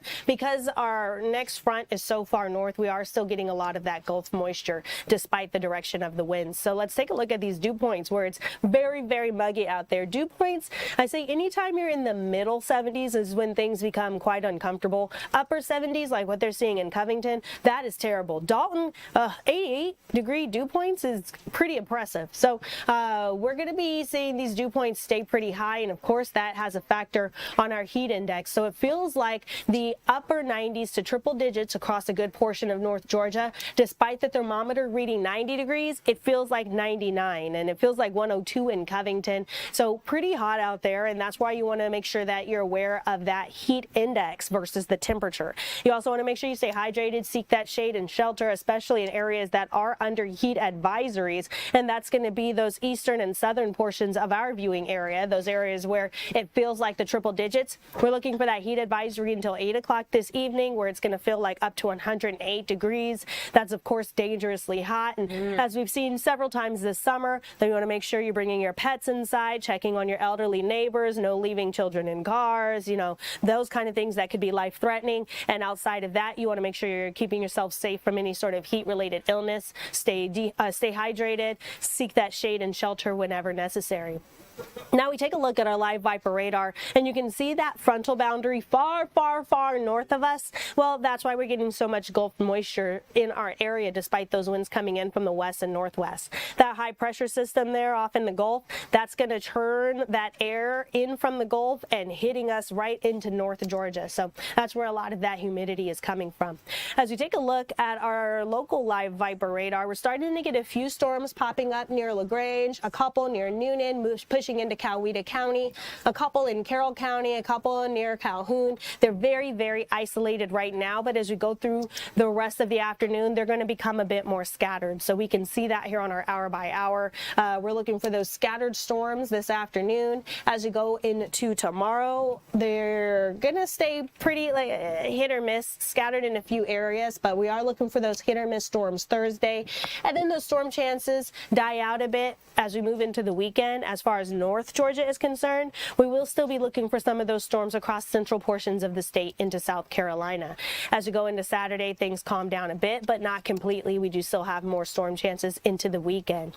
Now, as far as severe weather is concerned, all of Georgia is under this level 1 out of 5 for severe weather today. We're looking for those damaging winds to be the biggest impacts. We could also see some small to moderate size hail, heavy downpours with a lot of lightning and thunder that could lead to some flash flooding. So we want to watch for all of those things through the rest of this afternoon into this night. Overall, into tonight, this night would be nice as well. But as we go into the evening hours, maybe 8, 9, 10, we're mostly going to start clearing out. But up north, we could see a trailing line of storms later tonight. Now, as we take a look at those temperatures again today, we're looking for those temperatures in the lower to middle 90s. It's going to feel like the triple digits across a good portion of the area. And then overnight, we fall into the middle 70s for a lot of North Georgia, which isn't very cool as we hope to cool down. So we take a look again today. We're looking for more scattered storms. They become a bit more isolated Thursday and Friday. And the good news for the weekend is very hit or miss. So if you do have those outdoor plans this weekend, you'll be contending more with the heat and humidity. Those temperatures in the middle 90s versus storm chances, and then we get back into the upper 90s by the start of the next work and school week. So guys, I know a lot of you are back in school, but summer's not over yet. Well, those temperatures in the upper 90s, of course you want to make sure you're prepared for heat indices well into the triple digits. And Lauren, before I let you go, I do want to say, just point out for people that there is a meteor shower happening tonight with the best viewing between midnight and dawn, but cloud cover may obscure your view, I understand. Yeah, we're going to see some in and out clouds tonight.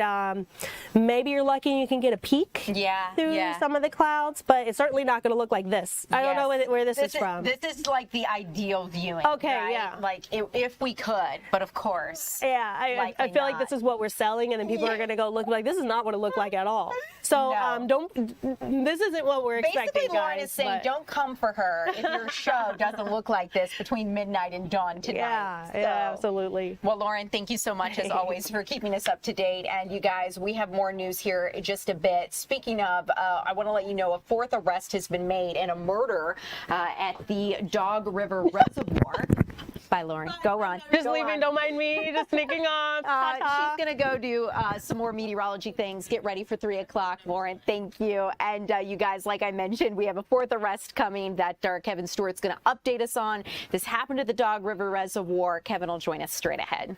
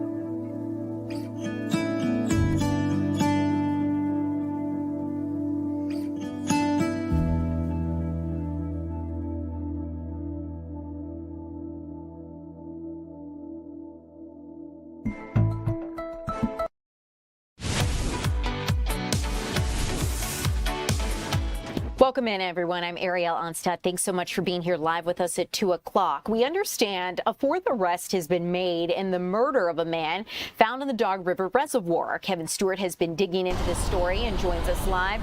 Kevin, what can you share with us? Well, David Barber just wrapped up his first appearance after being arrested yesterday. That first appearance wrapped up probably about 30, 40 minutes ago. And as you noted, this is the fourth suspect arrested for the murder of Jamal Parker. You may remember his body was found in the Dog River Reservoir back in May. Middle of May, I believe it was around May 15th or so, that the Douglas County Sheriff's Office put out a picture because his body was dismembered and put in the reservoir. As we've reported, that reservoir is undergoing a massive expansion, a lot of construction there, and they found a body and cut up, and they showed a tattoo.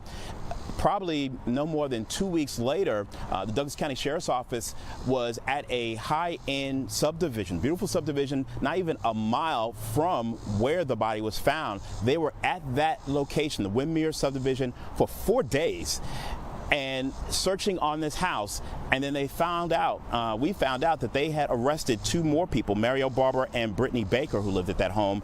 Marietta Barber and David Barber are related. We understand they are brothers. And fast forward just a couple weeks later into July, Ambria Boyd, who is Parker's girlfriend, was also charged, the third suspect in this gruesome murder. I had a chance to talk to, for the very first time, Mr. Parker's mother, who shared what she thinks about all of this and how much she misses her son.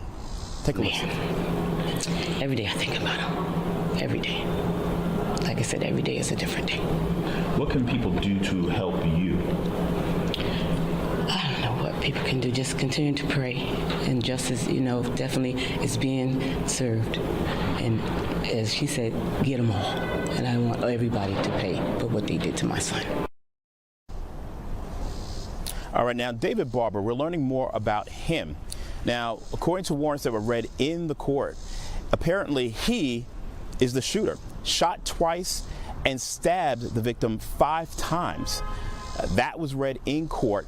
No more information outside of that, but it does help us try to put all of this together as we try to figure out what happened here. According to the mom, Barber, her son didn't know him. Apparently, Barber and the Barbers and Baker were friends of his girlfriend, and she believes that this was some type of a setup. Ariel? Kevin, incredible details that you've been able to gather on this case over time, because I feel like there's a new chapter, a new saga, if you will, every so often as you're able to put some of these clues together. I remember when the duo was arrested in this, and that was a big deal. To understand now that a fourth arrest has been made and that court appearance has happened, do police expect any more arrests, or do they feel like they have the 4 people primarily responsible? You know, we weren't able to get that information today. We don't know, but I think this is probably absolutely a perfect example of when law enforcement tells you a case is open and ongoing. We're still looking at this, how there is always, or at least there is an opportunity that there is going to be more arrests, because this happened, back in May, and here we are in August, and we now have another arrest. Mr. Barber being picked up yesterday and having his first appearance today. Just incredible, Kevin. I also think about, you alluded to the motive a little bit and just talking about how they think this could have been a setup, and then to understand, and I'm sure it will all come out as these cases go to trial and some of these details are laid bare, but to understand how 4 people can be accused of such a thing and why they might have done it, I think that's the big question that a lot of people are asking, is why and how do you get to this point? Yeah, you know, the original suspects in this, Mario Barber and Brittany Baker, were charged with making false IDs and that sort of thing, fraud. And so we don't know how to connect the dots. That was not clear in any type of court documents. I can tell you that next week the Douglas County Grand Jury is expected to meet, and the prosecution did make it very clear that they're hoping to get each of these 4 suspects before this case before a grand jury, so they don't have to go through a probable cause hearing. So the next chapter in this saga may come by the end of next week. Ariel? Kevin, we will stay tuned to you as you gather new details on this case. Thanks so much for joining us live with the update, and we'll see you again later this evening. Kevin Stewart working hard on this story for us, you guys. As we continue here at 2 o'clock, let's switch it up a little bit. I'd like to keep it a little bit lighter since we have covered some heavier stories during this 2 o'clock hour. And if you're looking ahead to the weekend, maybe the month of August, and looking for something to do with your family, the Chattahoochee Nature Center is hosting a butterfly exhibit through the end of this month. So let's get out live to our Chris Rosenthal, who's going to introduce us to these beautiful creatures. Chris, great to see you. It looks so peaceful where you're at. It is really peaceful. If you've never been to the Chattahoochee Nature Center, it's a beautiful place, a beautiful gem here in Roswell. And of course, part of it now for going up until August 30th. You got a few more weeks to check out the butterfly encounter here. Really popular with the kids and with everybody because you get to see butterflies. I mean, they call it Butterfly Encounter, and you really do get to encounter the butterflies here. And I have Sydney here. She is with the Chattahoochee Nature Center. And tell me a little bit about this exhibit. I mean, I think something that makes this unique is you really get up close with them, huh? Yeah, so as far as I know, we're one of the only butterfly encounters that does nectar sticks. So these are just paintbrushes, and they're dipped in nectar, which is really similar to what the butterflies are getting out of the flowers. So kids and adults can go around, and it's really easy. We have about 200 butterflies in here, so it's really easy to get some to come and hang out with you. They're hungry at different times of day. They're flying around and they're more active, so they can come and eat on the sticks, and it's a much more interactive thing than a lot of other butterflies. Yeah, I mean, right up close. They're right there on your finger. You're kind of the butterfly whisperer here. You're telling me a little bit how they taste, some of the unique. Yeah, so they have chemical receptors on their feet. So you'll see them kind of put one little foot on the brush or on the flower. They'll start to taste the nectar, the sweat, whatever it is that they're after, and then they'll crawl all the way on. Their little proboscis is like a straw that's going in and out of that brush. That's how they actually eat, but they can taste with their feet. So it's a really cool adaptation they have. You know, I'm going to see if you hold there. I'm going to see if I can zoom into him a little bit so you can kind of really look at that. What species is this one? This is a red admiral. These are definitely some of the most social ones that we have in the encounter, and we have had them all summer long. So they can smell sweat pretty well, and they really like to hang out on the brushes, and they're definitely active all day long. Amazing that you can get them this close, and in this beautiful space here. Tell me, if people want to come out and check out this exhibit, they have till August 30th. When can they come? What are the hours? How much does it cost? Yeah, so we are here every single day until August 30th. The Butterfly Encounter is open from 9 to 4:30 most days. $20 for adults, and then there's some discounts for students and seniors and kids, things like that. You can plan your visit at chatnaturecenter.org, and there's of course a whole bunch of really cool stuff to see here at the Chattahoochee Nature Center. We have a boardwalk, wildlife walks, all kinds of really cool stuff. The Butterfly Encounter is sort of our hallmark, and it is here until August 30th. Yeah, absolutely. So not just butterflies, so much to see and do here. I mean, look at this. You know, it's amazing to me you could get this close to them, and they seem pretty comfortable. So I tell you what, once you got them that close, it's really an amazing thing to see. Just being able to really look at those spots and all the details, really. So it's pretty special experience here. Incredible, Chris, to see them up close like that, the details of their wings, and how wonderful that you can hold a little nectar brush to get up close and personal with them. I know it's really not a good thing to touch a butterfly's wings because the oils of your fingers can really damage their delicate nature of the wings. So being able to hold that brush, let them come drink the nectar and be close to them, really unique experience. So Chris Rosenthal, thanks for joining us live. We will see you again here upcoming at 3 o'clock. In the meantime, you guys, I want to let you know that the Powerball has climbed to $1 billion ahead of the next drawing. And our Eli Jordan is going to join us live with some people hoping to win it big, including maybe yourself.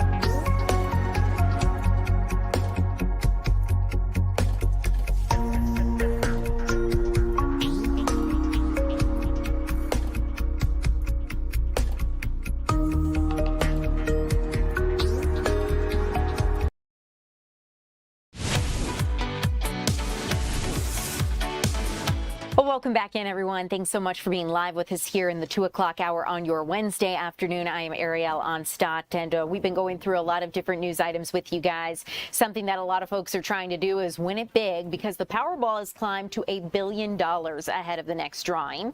Our Eli Jordan joins us live near the Alabama state line in West Point, Georgia. Eli, great to see you. I understand you've been able to speak with some people who are trying to win it all. Oh yeah, speaking to some Alabama people coming over here and dumping their money in Georgia. Yeah, and that's because Alabama doesn't have the lottery, one of only 5 states, but it's been busy here at the lottery place. Let me show you how. Alabama state line right there. Turn. You can buy lottery tickets right there. Yeah, you can. And I got mine already. But yes, it's $1 billion. And Alabamians spend about $200 to $300 million out of state for lottery tickets. And when it gets to be this big, they spend even more. And it's estimated the casual spender who spends about $20 to $100 from Alabama. Well, when it gets to be big like this, they'll spend from $100 to $1,000. So it kind of goes up exponentially, almost, sort of in a way. But earlier today, I was inside the old Texaco on 3rd Avenue here in West Point, speaking to a lot of people, and most 99% of them were from Alabama. And I spoke to Mona King earlier, and this is what she had to say about spending money here. What brings you over here to the old Texaco on 3rd Avenue? Scratch-off tickets.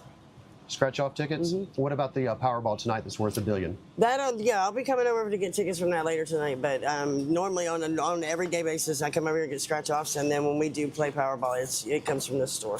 So, I mean, over in Alabama, you can't even get scratch-off tickets, can you? No, nothing. How do you feel about that? It's aggravating, but really this is the closest store, whether I was in Alabama or not. So that part doesn't bother me, but it would be nice for Alabama to get the perks that Georgia gets and every other state gets. So are you going to be buying some Powerball tickets this evening? Absolutely. Absolutely. How much do you plan on spending? Anywhere between 50 to 75, maybe even 100. Depends on how lucky we're feeling. Any special numbers or anything? Or? Oh, absolutely. I've got my special numbers, and then my husband does quick picks, and I do my special numbers. So. What would you do with that money if you were to win? I'm going to open up a dog rescue or a dog sanctuary for all the homeless and stray dogs around here, and the 10 that I already have at my house. But I want to open up a huge sanctuary for all the animals. You'll have some left over, I believe. I have some. I'm going to buy a lake house after that, and then who knows? Just with that much money, I'm probably just going to pay it forward and give a lot of people some money. Just hand it over. And you got your favorite Fox 5 reporter, too. Absolutely, absolutely. Well, awesome, Mona King. Thank you so much. I You're appreciate welcome. your time. Thank you. You have a great day. You too. Good luck to you. Thank you. Yeah, Mona King, hopefully some good luck will come to her, but if not her, maybe me or maybe you, Ariel, if you're getting a ticket. But they say the chances of winning are 1 in 292 million. So, you know, you can dream, hope all you want, but chances are you'll get struck by lightning first before winning the $1 billion Powerball lottery. And tonight's drawing is at 11 p.m. So get your tickets before 11 p.m. and then it'll probably build back up. No one will win, and then it'll get even bigger next week, or somebody will win. It'll be really small next drawing. Eric, back to you. Really crazy how quickly this drawing grows once the number reaches a certain amount, Eli.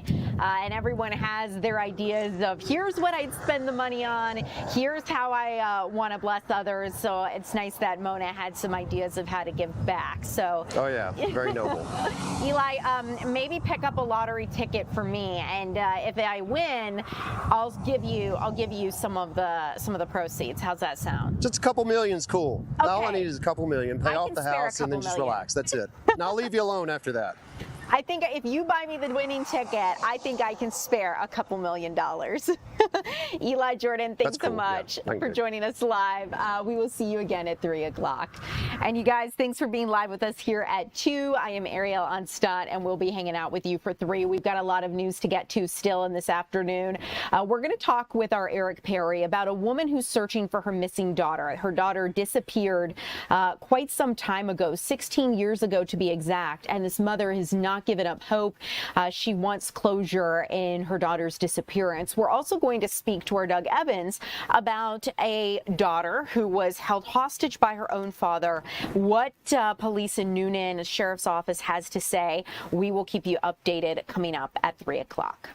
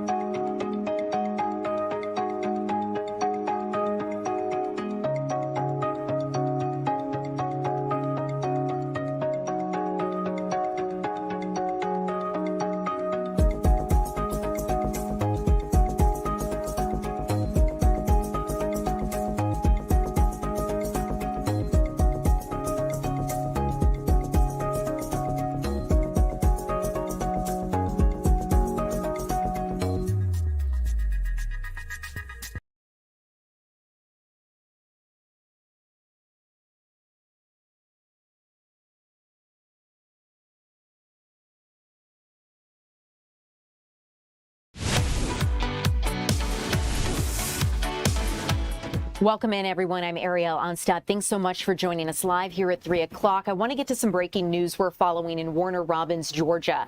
The Houston County Sheriff's Office has just updated on Facebook. At this time, they are asking people to avoid the area of Warner Robins High School and South Davis Drive because they say there is a significant law enforcement presence on campus because of a shooting. Ultimately, they are asking people to avoid the area and to use alternate routes to allow first responders to safely perform their duties. They say updates will be provided as they become available. And that is from Sheriff Matt Moulton in the Houston County Sheriff's Office here in Georgia. A shooting has unfolded at Warner Robins High School. We will continue to keep you updated as we get new information about this. I do want to let you know that one witness on social media has commented, Carol Keenum Hall, saying that she was at Kroger on Russell Parkway, heard and saw at least 20 police cars and trucks headed east, and there were even more. She headed west on Russell on her way home. So she feels that something major may be happening because of that large law enforcement presence. So we will continue to keep you updated. But I do want to let you know that according to the Houston County Sheriff's Office, a shooting has unfolded at Warner Robins High School here in Georgia. Let's take you out to a developing story in Minnesota, something that we are continuing to follow this afternoon. As we understand, 2 adults and 1 child have been killed after an incident at an at-home daycare in Hopkins, Minnesota.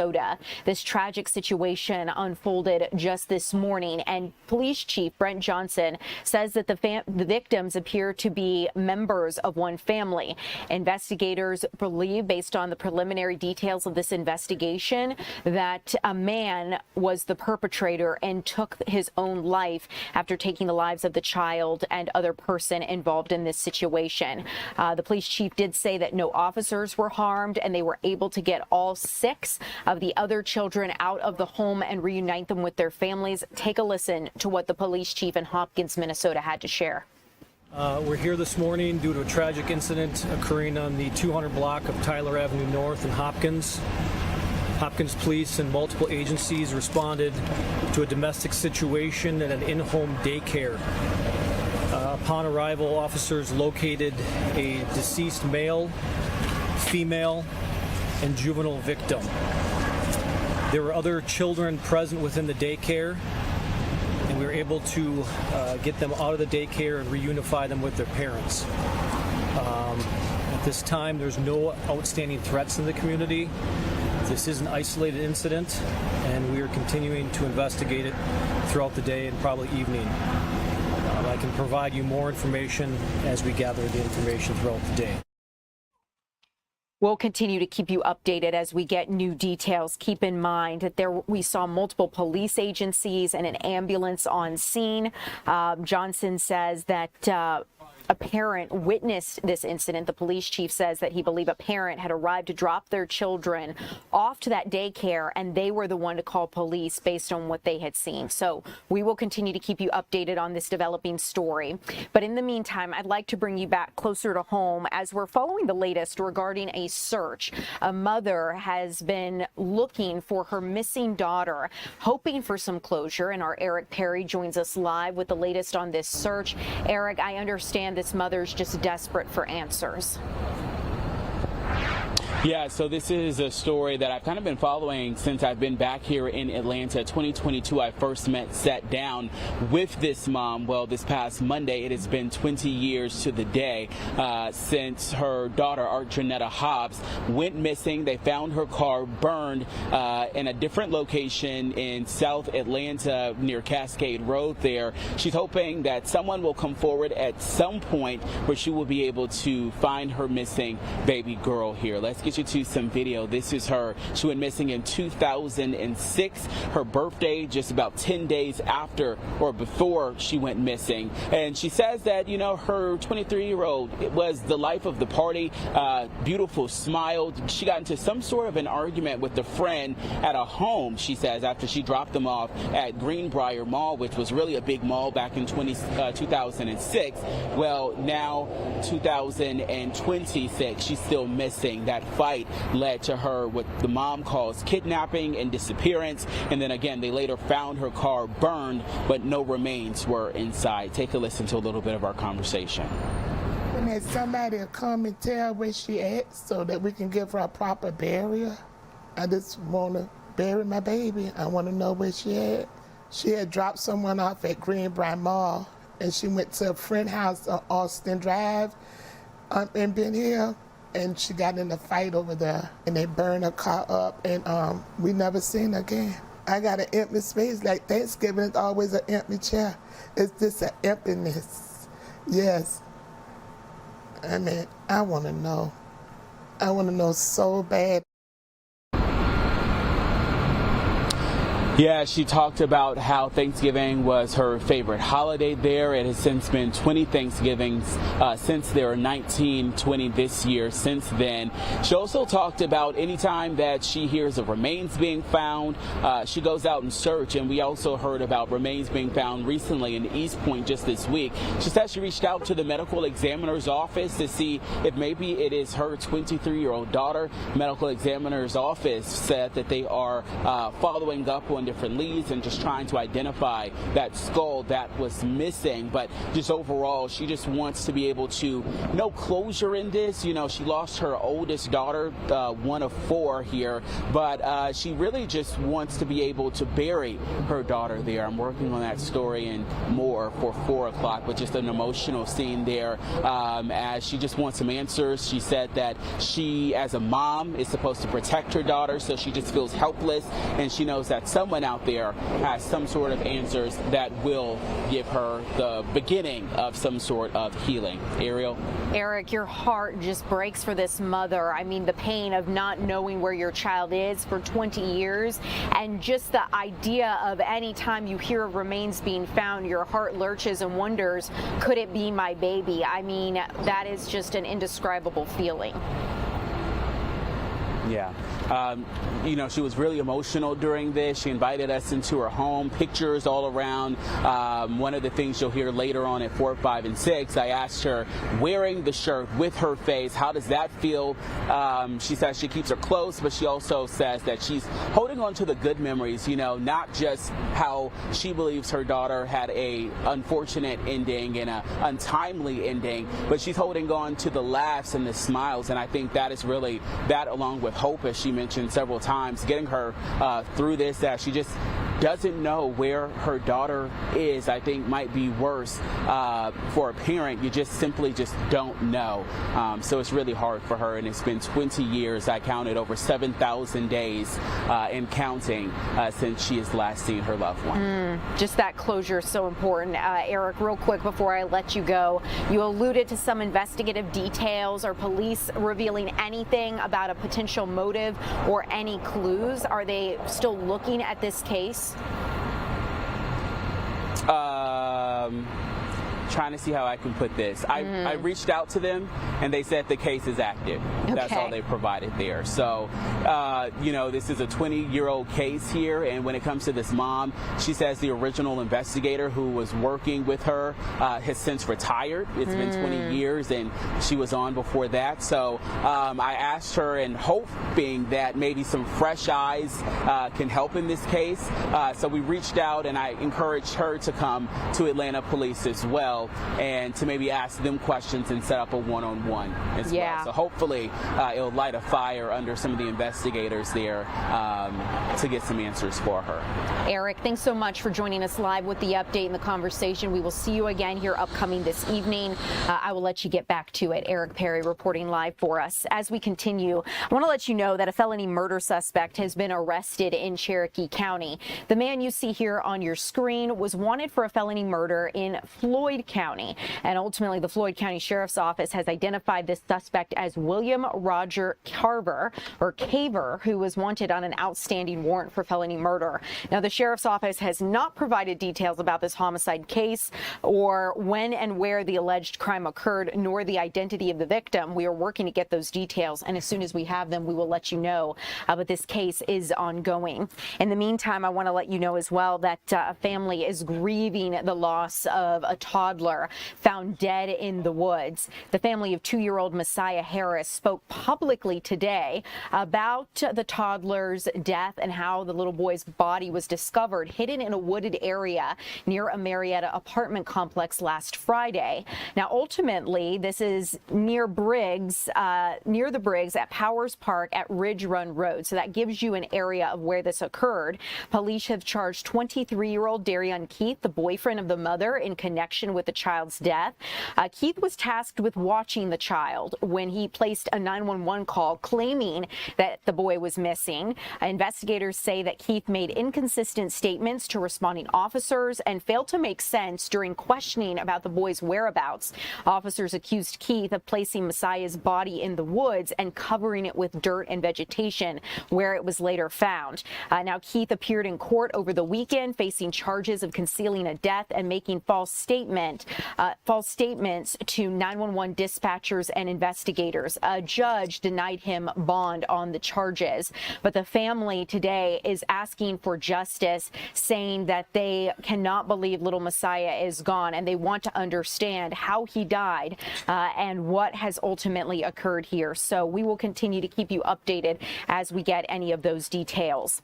Let's talk about the latest regarding redistricting here in DeKalb County relating to our schools. The DeKalb County School District is restarting a controversial redistricting process after putting this project on hold for several months to get feedback from community members. The district is now taking a two-phase approach designed to address both overcrowded and under-enrolled schools. Phase 1, they say, is going to target overcrowding, including school clusters like Lakeside, Cross Keys, and Chamblee. Community action they expect will happen in September. They're going to hold some meetings to begin those potential changes. The options will be refined in October as the district moves forward, and they say they are attempting to address some of these different issues. Ultimately, they believe they have 90,000 students in the district, but 110,000 available seats. So they're working to make sure that they are able to address these open seats and make sure that they're able to balance enrollment and available classroom space. So we will keep you updated. I want to continue here, you guys. We are following breaking news out of Warner Robins, Georgia, and Houston County. We understand that a shooting has unfolded at Warner Robins High School, and we are now getting some live images you can see here of the school. So let's talk about what we're watching unfold. You see a police officer with a rifle pointed down, multiple officers on scene at Warner Robins High School. We learned just before I started with you here at 3 o'clock that at least one person or a shooting had occurred. More law enforcement officers are arriving on scene. You can see a state patrol car and a trooper driving up here. Multiple law enforcement officers, as well as what appears to be a SWAT or ambulance machine. It looks like an ambulance based on the AM there in the back. Georgia State Patrol car pulling up to that fire engine. Let's go ahead and take this shot full so that way you can see live what is happening as this unfolds. We understand a heavy police presence appeared at Warner Robins High School as multiple law enforcement officers are responding to a shooting here Wednesday afternoon. And we're getting some of this information from WGXA News. I want to put up a banner here on the screen as we watch here in case you are not listening, but you are watching live with us so you know what is going on. Now, this is at Warner Robins High here in Houston County, and we understand this happened just before the 3 o'clock hour. So we will keep you updated as we get new information, but I want to sit with these live images that we have because we've seen multiple police cars arrive on scene. And I'm going to zoom out here. We have meteorologist Alex Forbes joining us live at the desk because, Alex, you know this area well and can add some perspective as to what's unfolding. So what you're looking at, that is obviously the front of Warner Robins High School off to the right. If you're familiar with the area to the left, that is McConnell Talbert Stadium. So this is a well-known area in Warner Robins, obviously with it being the high school, but they do a number of events right there across the street, namely the Independence Day concert is immediately what comes to mind. But this is going to be, if you know the area, it's just south of Watson Boulevard, which is the main corridor there through Warner Robins. That's as if you're going from the interstate to Robins Air Force Base. So that's another piece of the puzzle here. This community is an Air Force community. There are a lot of kids in this school who are part of Air Force families, and they are there for a year, 2 years, and that's it. And they move around as military families do. But I can tell you, obviously, given the situation, I've been down on this road many times. I have never seen that number of cars right there in front of Warner Robins High School. There's also another high school not far away from here, Houston County High School, and that's an important delineation as well, right? So this is the one that serves the northern part of Warner Robins, northern Houston County, Northside High School, not that, Houston County High School, not that, but this is, as an ambulance goes by there, what you're looking at. So that ambulance is going up to the north, back up towards Watson Boulevard right now, and worth noting that there's a school bus there. Yes. So that's just kind of the lay of the land of what you're looking at right now on Davis Drive there in Warner Robins. Okay, so I do also want to talk a little bit about what we're getting from the Houston County Sheriff's Office, because they have posted an update on their Facebook and continue to do so at this time. They are asking people to avoid the area of Warner Robins High on South Davis Drive. They say there is a significant law enforcement presence, which we are watching here live with you guys. And they also say that there is a shooting on campus. They are asking people to use alternate routes to allow first responders to safely perform their duties. They say no further information is available and updates will be provided as they come in. We've seen a lot of people commenting on this situation on Facebook. I do want to say that we've heard from witnesses, or at least seen their comments on social media as to what's unfolding. One witness says that she was at the Kroger on Russell Parkway and saw at least 20 police cars and trucks headed east. Based on the law enforcement presence we're seeing here, at least 20 people are there at the school. So they say that they understand that this is a significant law enforcement response. So we're going to continue to talk through this situation here live with you guys as we get new information.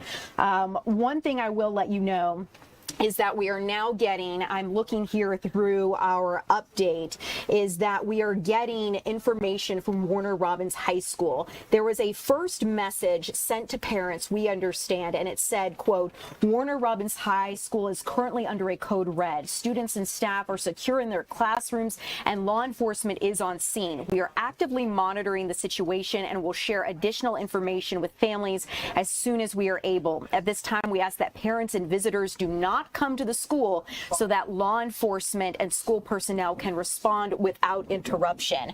And they are saying, thank you for your patience. Keep in mind, school let out, supposed to let out around 3 o'clock this afternoon.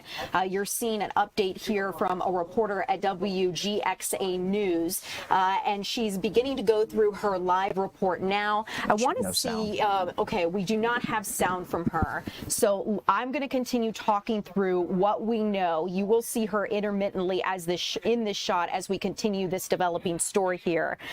So we will keep you updated as we get that new information. So let's continue on here, because according to the update from Warner Robins High School, they say, quote, a student was shot earlier today at Warner Robins High, and we have a reported injury. Law enforcement is responding and other students are in their classrooms. We will continue to update you as we know more. Please be aware that a dismissal will begin soon under a controlled release. So we will get you updates as we get them from Warner Robins High. Keep in mind, these live pictures are provided to us by WGXA News as you are taking a live look at the school there. Alex, do you want to come in? I'm going to zoom back out here because Alex Forbes, meteorologist, knows this area pretty well. So I was just doing some looking around here. Obviously, I gave you kind of the lay of the land earlier.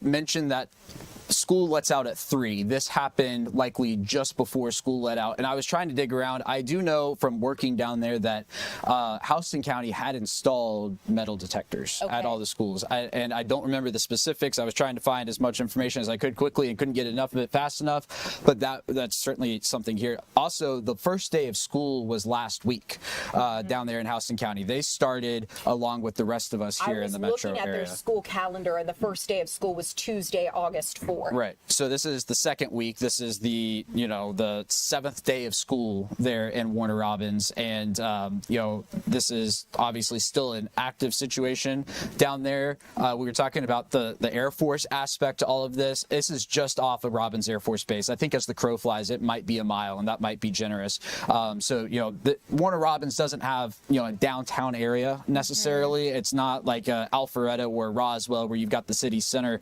The city was formed just kind of around the Air Force community that was built down there.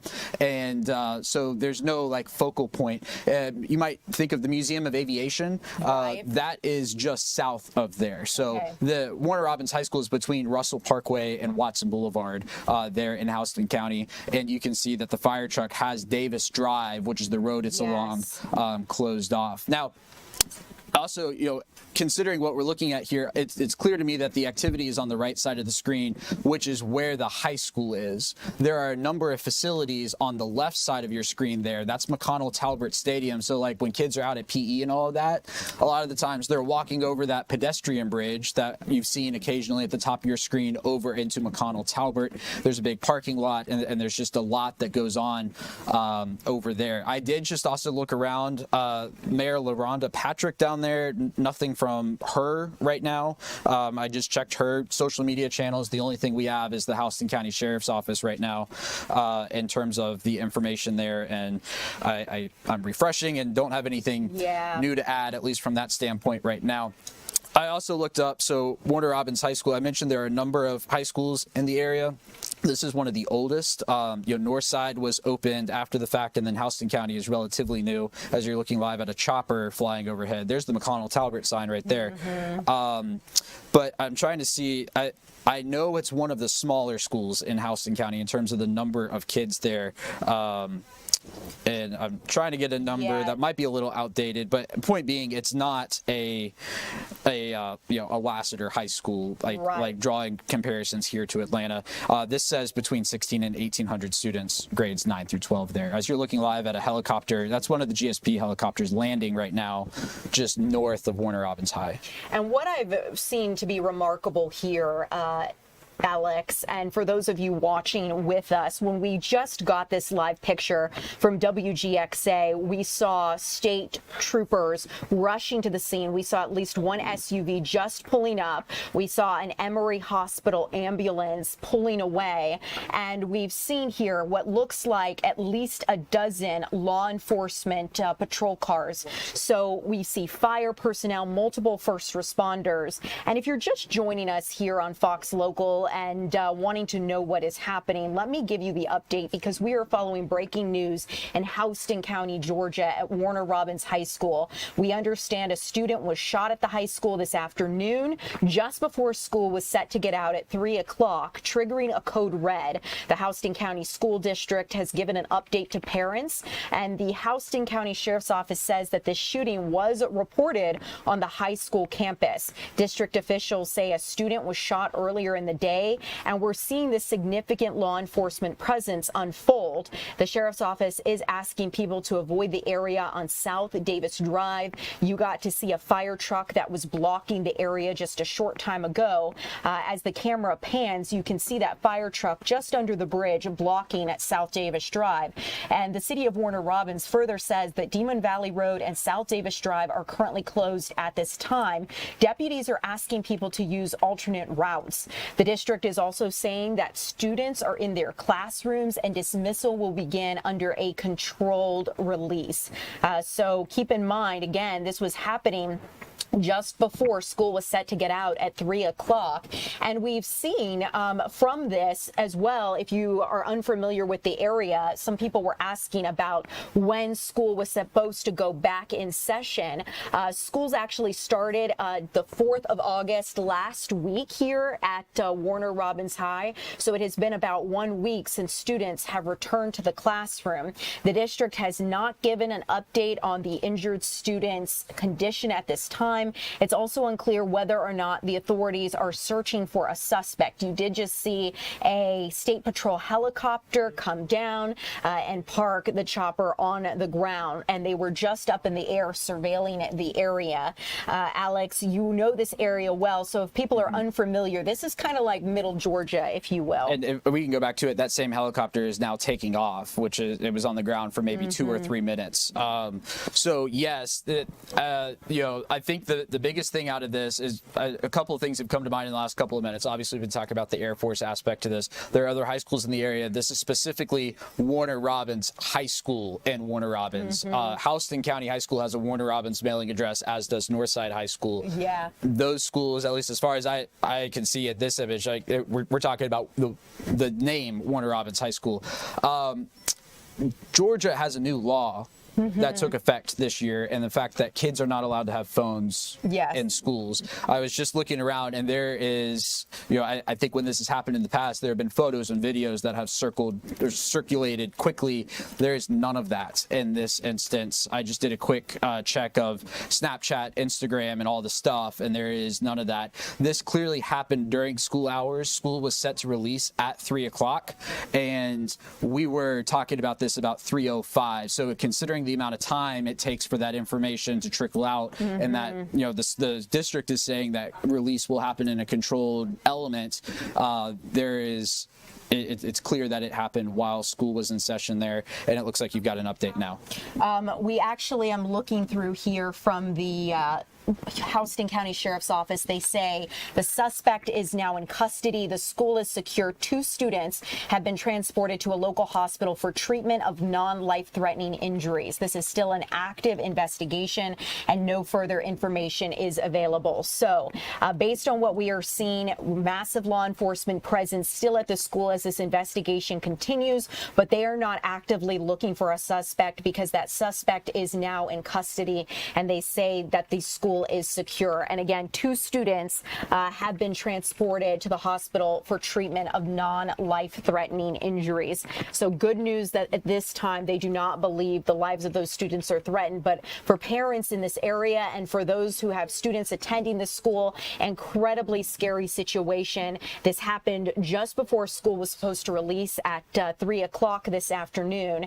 And we have these live pictures from WGXA showing us the presence of the law enforcement officers. A fire truck is blocking South Davis Drive, and we understand that the roads will be closed for quite some time. This is a smaller community, but at the same time, Alex, a very tight-knit community. Yeah. So one of the things to know about Warner Robins, the Air Force aspect, I say that people move there and spend a couple years and then get transferred somewhere else. Warner Robins also has a really large retirement community, and the fact that a lot of people go somewhere else and then they choose to retire there. They come back. In fact, my old co-anchor at my former television station, her parents chose to move back to Warner Robins, and actually thinking out loud, she is a graduate of one of the high schools down there. Another buddy of mine is a graduate from Warner Robins High School, and a lot of their families have military backgrounds, so that is a consideration here. I mentioned earlier, Warner Robins High School is about a mile, and that might be generous, from Robins Air Force Base, and about a mile from the Museum of Aviation. If you're driving down I-75, you might know this as the area immediately south of Macon and just north of the Georgia National Fairgrounds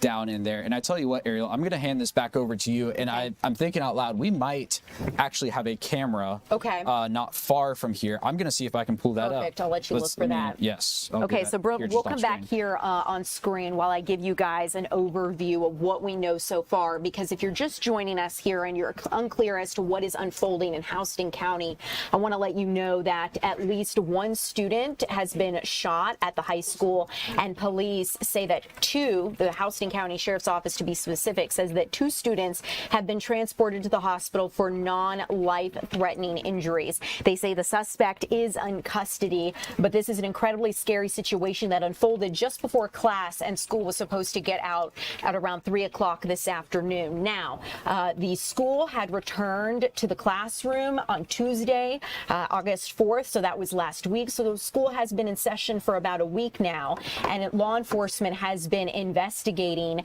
this situation very closely because it took them minutes to get to the scene. We got these live pictures and we're able to bring you a look from WGXA as soon as we got it. And we see a fire truck still blocking South Davis Drive. They are asking people to avoid the area. They say that this shooting triggered a code red at the school and that they are looking into and investigating the situation. We have seen state patrol vehicles drive up to the scene. We have seen a Georgia State Patrol helicopter come back to the scene, flying around in the sky, land, and then take off once again. And we have also seen a Emory Hospital ambulance take off from the scene as well. So all developing situation that we are following closely here in Houston County at Warner Robins High School. And one thing I'd also like to point out is that the school district of Warner Robins there in Houston County says that the Houston County School District says that they are going to be doing a timed release for parents to come and get their students. They say that the students were kept in their classrooms as this unfolded once the school district, or this school specifically, went into lockdown, and dismissal is now happening under a controlled release. What we're witnessing now is a much calmer presence than when we started 30 minutes ago, because we see law enforcement officers coming back out to their cars, taking off their equipment. You're watching an officer take off his bulletproof vest and put it in the back of his SUV. This is not what we witnessed at the top of 3 o'clock when we saw SUVs from police speeding to the scene here, Alex, and rushing out of their vehicles. We saw a officer with a long rifle pointed to the ground as police were investigating. And now that that suspect is in custody, we are starting to see things calm down just a little bit. So I was just looking around for the camera I was talking about. It is there. Unfortunately, it is offline. Okay. So I can't, I believe it's located there at McConnell Talbert Stadium, so I can't pull that up, and I can understand why that was taken offline, whether or not it's related to this or not. So you're looking at, I'm quickly scanning, you've got Houston County Sheriff's Office, you've got Warner Robins Police, you had the GBI helicopter, so obviously a lot of people responding to this, but you also have a bunch of cars lined up in that center turn lane right there, presumably trying to pick up their kids. School was supposed to let out at 3 o'clock, and I came into the newsroom at 2:58, and so this clearly happened before that 3 o'clock time, and we are going to now watch, likely from this shot here, school dismissal in the next little while, considering that the Houston County Sheriff's Office says that the suspect is in custody, and on top of that, 2 people have been taken to the hospital with non-life-threatening injuries there. And I'm looking right now on Houston County School District's page, their website, to talk a little bit about, see what kind of security measures they are talking about. I know there was a question we were looking at, Alex, whether or not they have metal detectors in schools. And they say that they partner with local law enforcement to continuously evaluate and strengthen the safety and security of their school campuses. They say they've spent $1 million of adding increased security measures to their facilities, and they're going to continue to make additional upgrades as recommended by the district safety team. They have not said on their website, at least, whether or not there are metal detectors in the school. I know that this is something that we are looking into. Alex is doing a little bit of research for us here in the background, as am I, because I'm curious, as we're looking at this situation, what kind of school security measures does the district have in place? This, as you're looking at live images from WGXA, you can see now that we are beginning the controlled release process here for school students. Off in the background, you can see SUVs lining up as people are beginning to pick up their students, looking like some concerned members of the public there, potentially family members in the background as they are waiting outside some SUVs and cars. Right now, people are no doubt curious and concerned as to what is going on and wanting to make sure that their students are safe. So I've just come across something that I think is hugely not related, but worth noting in this entire situation, there is a letter from Warner Robins High School on their Facebook page dated August 10th, 2 days ago, that says they will be conducting safety drills at their school on Tuesday, August 11th, which was yesterday. During these drills, they will use the crisis alert system to practice code yellow, code red, and code blue safety procedures with visual and audio notifications, which means they did a drill of this yesterday at Warner Robins High School. The letter goes on to say that we take safety of our students and staff seriously, and we have a comprehensive school safety plan in place that we regularly assess to ensure that we are following the best practices. Throughout the school year, we will conduct safety drills for teachers and students on what to do in the event of fire, severe weather, and school walkdowns.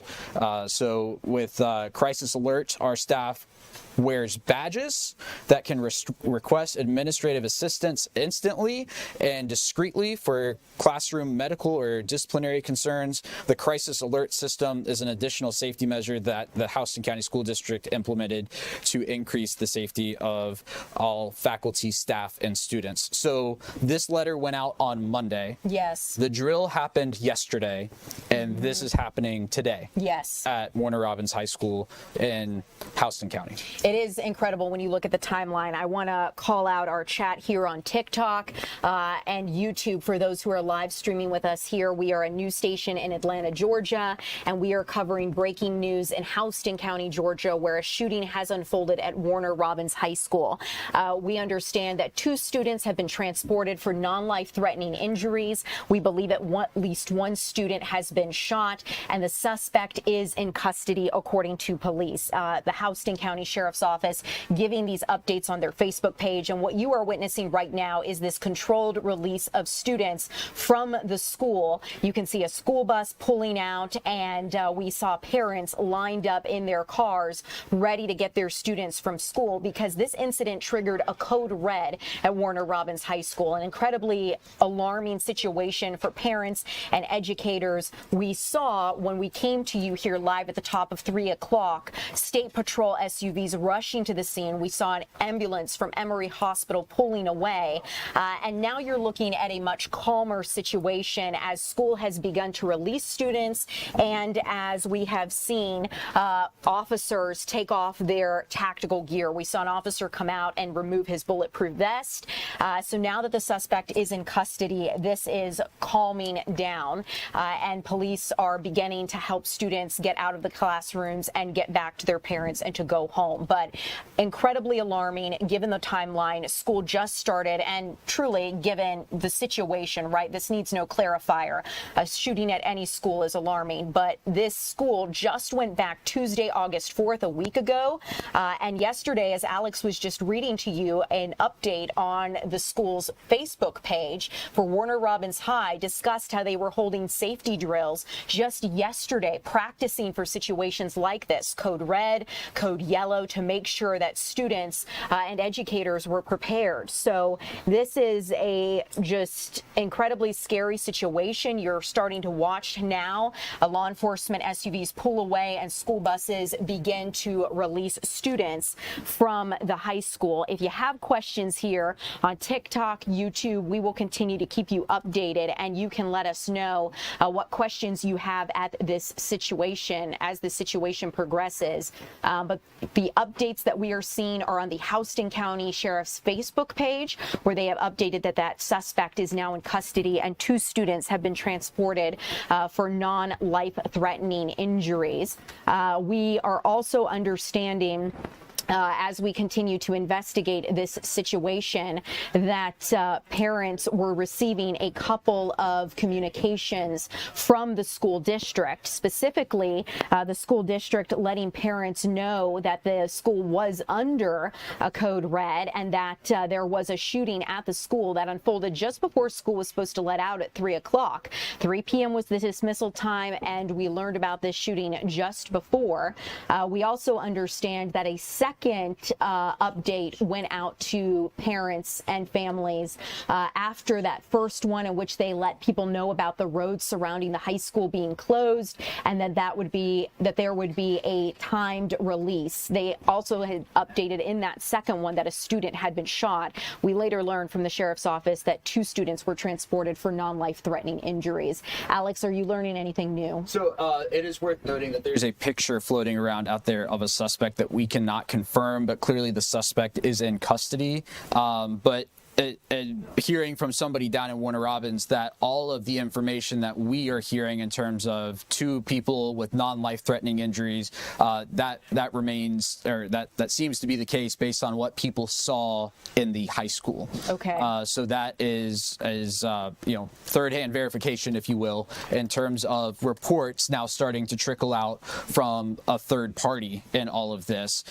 This is obviously top of mind with kids not having phones in schools anymore. Right. That is something that, a week into the school year, here we are with the situation, and it's certainly something that is relevant. Right, it is. And one thing I will note, Alex, is that the Georgia legislature, put this new law into effect. It does go in for the 2027-2028 school year, but a lot of school districts have decided to comply early. We know some here locally within the Atlanta metro area have started to put those school cell phone bans into place for high school, as they want to be compliant ahead of when this law really does take effect. That said, I would be curious to know whether Warner Robins or the Houston County School District is one of these districts that has decided to be proactive with that ban.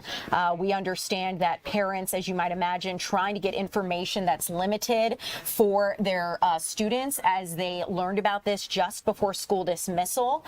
And we understand as well that this has been part of the conversation when it looks at the school cell phone ban. Safety was one of the concerns that a lot of opponents to it did bring up. So we will continue to keep you updated as we get new information. Let's take a look now.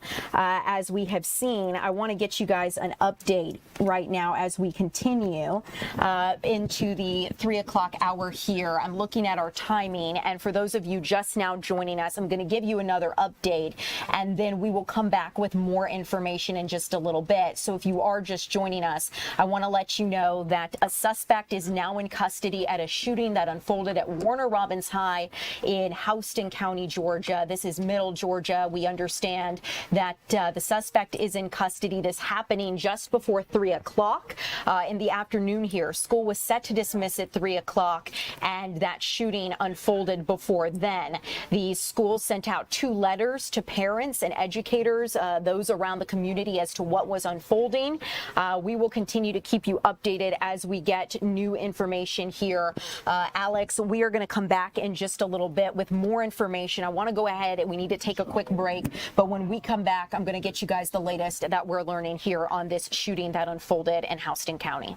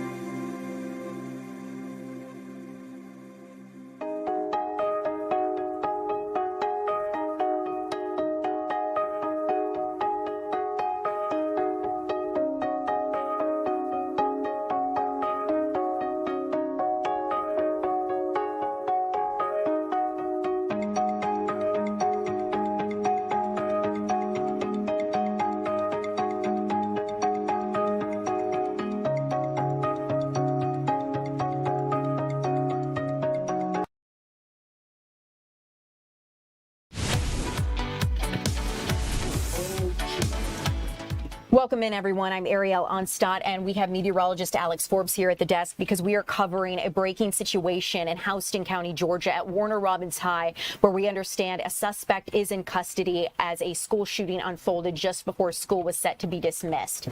This afternoon, Alex, I want to go through what we know, and we are getting some questions from viewers here on TikTok, on YouTube, and I'd like to talk about what you guys are asking. So someone has asked if the suspect has been identified.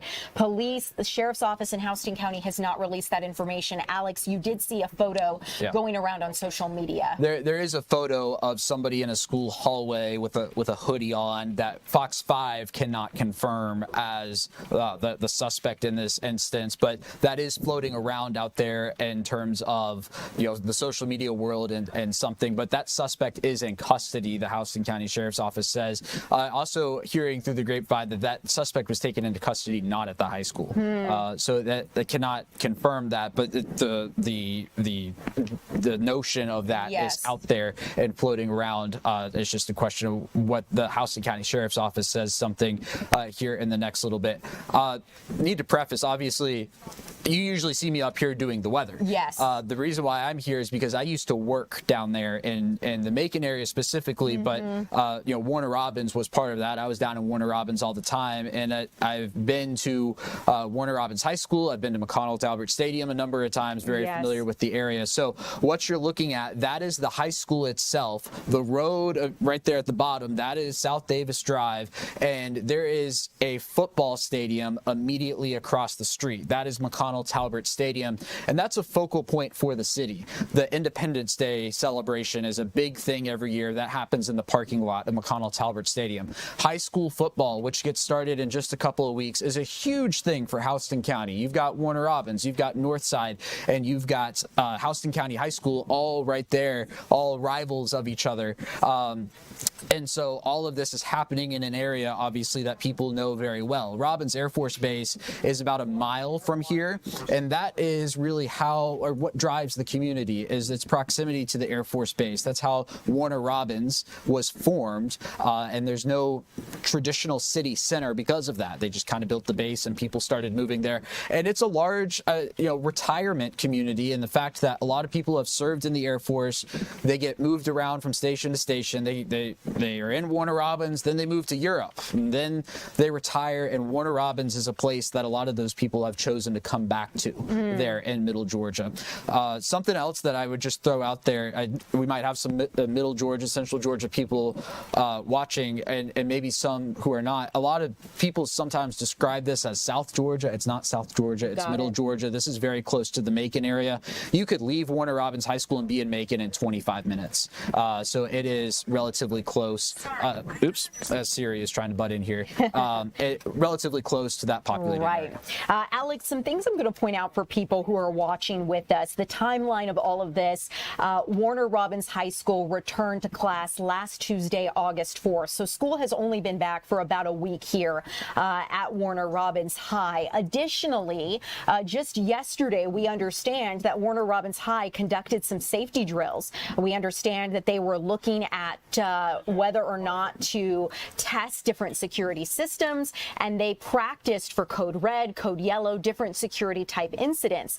Now, I want to let you know that we saw today a code red situation unfold with an actual shooting at the school. So just yesterday, the school was practicing for this with its drills. Today, this situation unfolds. And additionally, some people are asking what kind of security or crisis alert system Houston County Schools has in place, and specifically Warner Robins. We're learning the crisis alert system that Warner Robins has is Centigix, and it's the same system that Appalachia High School also uses. Notable because Appalachia High School was unfortunately a victim of such a tragedy back in September of 2024, where a school shooting did occur. So a lot of people curious as to what that security system looks like. And Alex, we have a letter here pulled up, and go through it. I'll go through it. This was, back to your timeline, this letter was sent on Monday for a drill that happened yesterday prior to today's event. So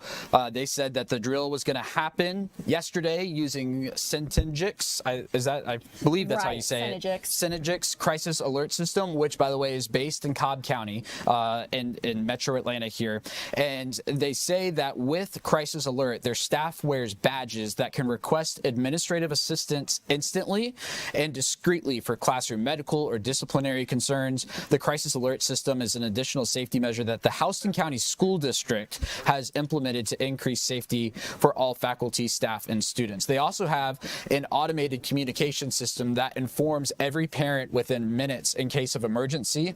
So presumably that system was used today, and they say that their school's safety and security are their top priority, and procedures and practices are in place to designed to protect the school in the event of an emergency, which clearly happened. So this drill happened yesterday. They were scheduled and are scheduled to have another one in October and a third one in January. There are 3 drills scheduled for the year so that everybody knows what's to do in an emergency situation. So the timeline of all of this, I think, is the overarching thing here, in the fact that this letter went out on Monday, and then this happens on Tuesday, or the drill happens on Tuesday, and then this event unfolds here on Wednesday. Yeah, remarkable. One thing I want to point out when you're watching these live pictures from WGXA, we are watching a release of the students now from the classroom. It might be concluding at this point. We saw a couple yellow school buses leave school grounds. We've seen multiple SUVs with parents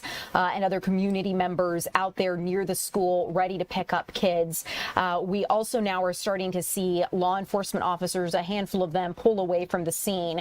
About 20 minutes or so ago, we did see an officer come out and take off his bulletproof vest. So because this suspect is in custody, we saw law enforcement begin to relax a little bit in terms of the investigation and just the active threat being concluded. Now, I also want to let you know that we watched, when we first came on here at 3 o'clock, a very active scene. Not that it is not now, but we were able to witness a state patrol helicopter in the air land on the ground. We were able to watch an Emory Hospital ambulance pull away from the scene, and we were also able to watch a fire truck block South Davis Drive so that way traffic could not get through that area. And law enforcement was asking everyone to avoid this because they were actively investigating and monitoring the threat. Now that that has concluded and the suspect is in custody, 2 students have been transported for non-life-threatening injuries. We understand that law enforcement is beginning the investigation further, collecting what they need, but the situation has changed now that that suspect is in custody. So if you're just joining us, this is at Warner Robins High in Houston County, Georgia, and we had gotten an update, I believe it was on Facebook, from the Houston County School District. Do we still have that tab pulled up? Have they released any new information, would be my question. I know that they had earlier sent 2 different messages to parents. The first thing that they did was let parents know that there was a code red at the school, that an active threat was happening, and then they followed up with a second piece of information to let parents know that there had been a shooting at the school, and they believed that a student had been shot. One thing, some people are asking questions about the suspect, what he or she, what they may look like. We do not have any information on a suspect confirmed at this time. As we get those details, we will let you know. We understand that there is a picture floating on social media of what some people are portraying as the suspect. We do not have that confirmed here at Fox 5 Atlanta. As we get confirmation on any details regarding a suspect, we will let you know immediately. But right now, police do have that person in custody. We also understand that parents have begun taking their kids from the school district left, picking them up just around 3:30 this afternoon. We saw that this unfolded very rapidly because school was set to let out around 3 o'clock, and the shooting unfolded just before then. School was in session from 8 until 3. So I was just looking around out of curiosity. I've mentioned a couple of times here streaming that there are a number of high schools in the area. There are no statements from any of them about any dismissal time changes or anything like that. So that includes Northside High School, which I'm thinking out loud here is probably 5 or 6 miles away, and then Houston County High School, which is south of Warner Robins. That's probably about the same distance away. So there, at least I would presume that if there were impacts at those schools, there would be information publicly available on that, and I can't find anything at least at that moment. But again, this is Warner Robins High School in Warner Robins. There are a number of high schools in the city. This is the one that is named after the city and the oldest one there. Northside High School was built about 25 years ago, I want to say, and then Houston County High School is a little newer than that, and that is a little closer to the Perry area. Then you also have Perry High School, which is in Perry, down near the Georgia National Fairgrounds, not far at all from that I-75 area. And I tell you what, so let's leave this up and drop the courtesy, because I'm gonna do something here and pull. This is gonna seem a little weird. I'm gonna pull up Fox 5 Live Viper, but I'm gonna do it to give you a sense of where we are looking at. So if you're watching from the state of Georgia, what we're seeing. We have about 30 seconds left, I will tell you, Alex. So really fast, this is about 91 miles south of Atlanta. It is about 20 miles south of Macon, and it is just off of Robins Air Force Base. So we'll leave it at that. So this is in Middle Georgia where you are witnessing, and I will say here very briefly with the time we have left, Centigix is an integrated school safety platform provider headquartered here near Atlanta, and this is the school safety system that Warner Robins is actually using as a high school. It is the same system that Appalachia High School uses, and I will say, if you're curious about what it entails, it is crisis alert badges, that is a panic button, ID button that staff wears, a visitor management system, digital hall passes, and reunification software, they say, to reconnect students with their families. What I do not see mention of is, while it's a system to help in terms of crises like this, if you're asking about metal detectors at school or what other kind of monitoring or active systems Warner Robins or Houston County School District has in place,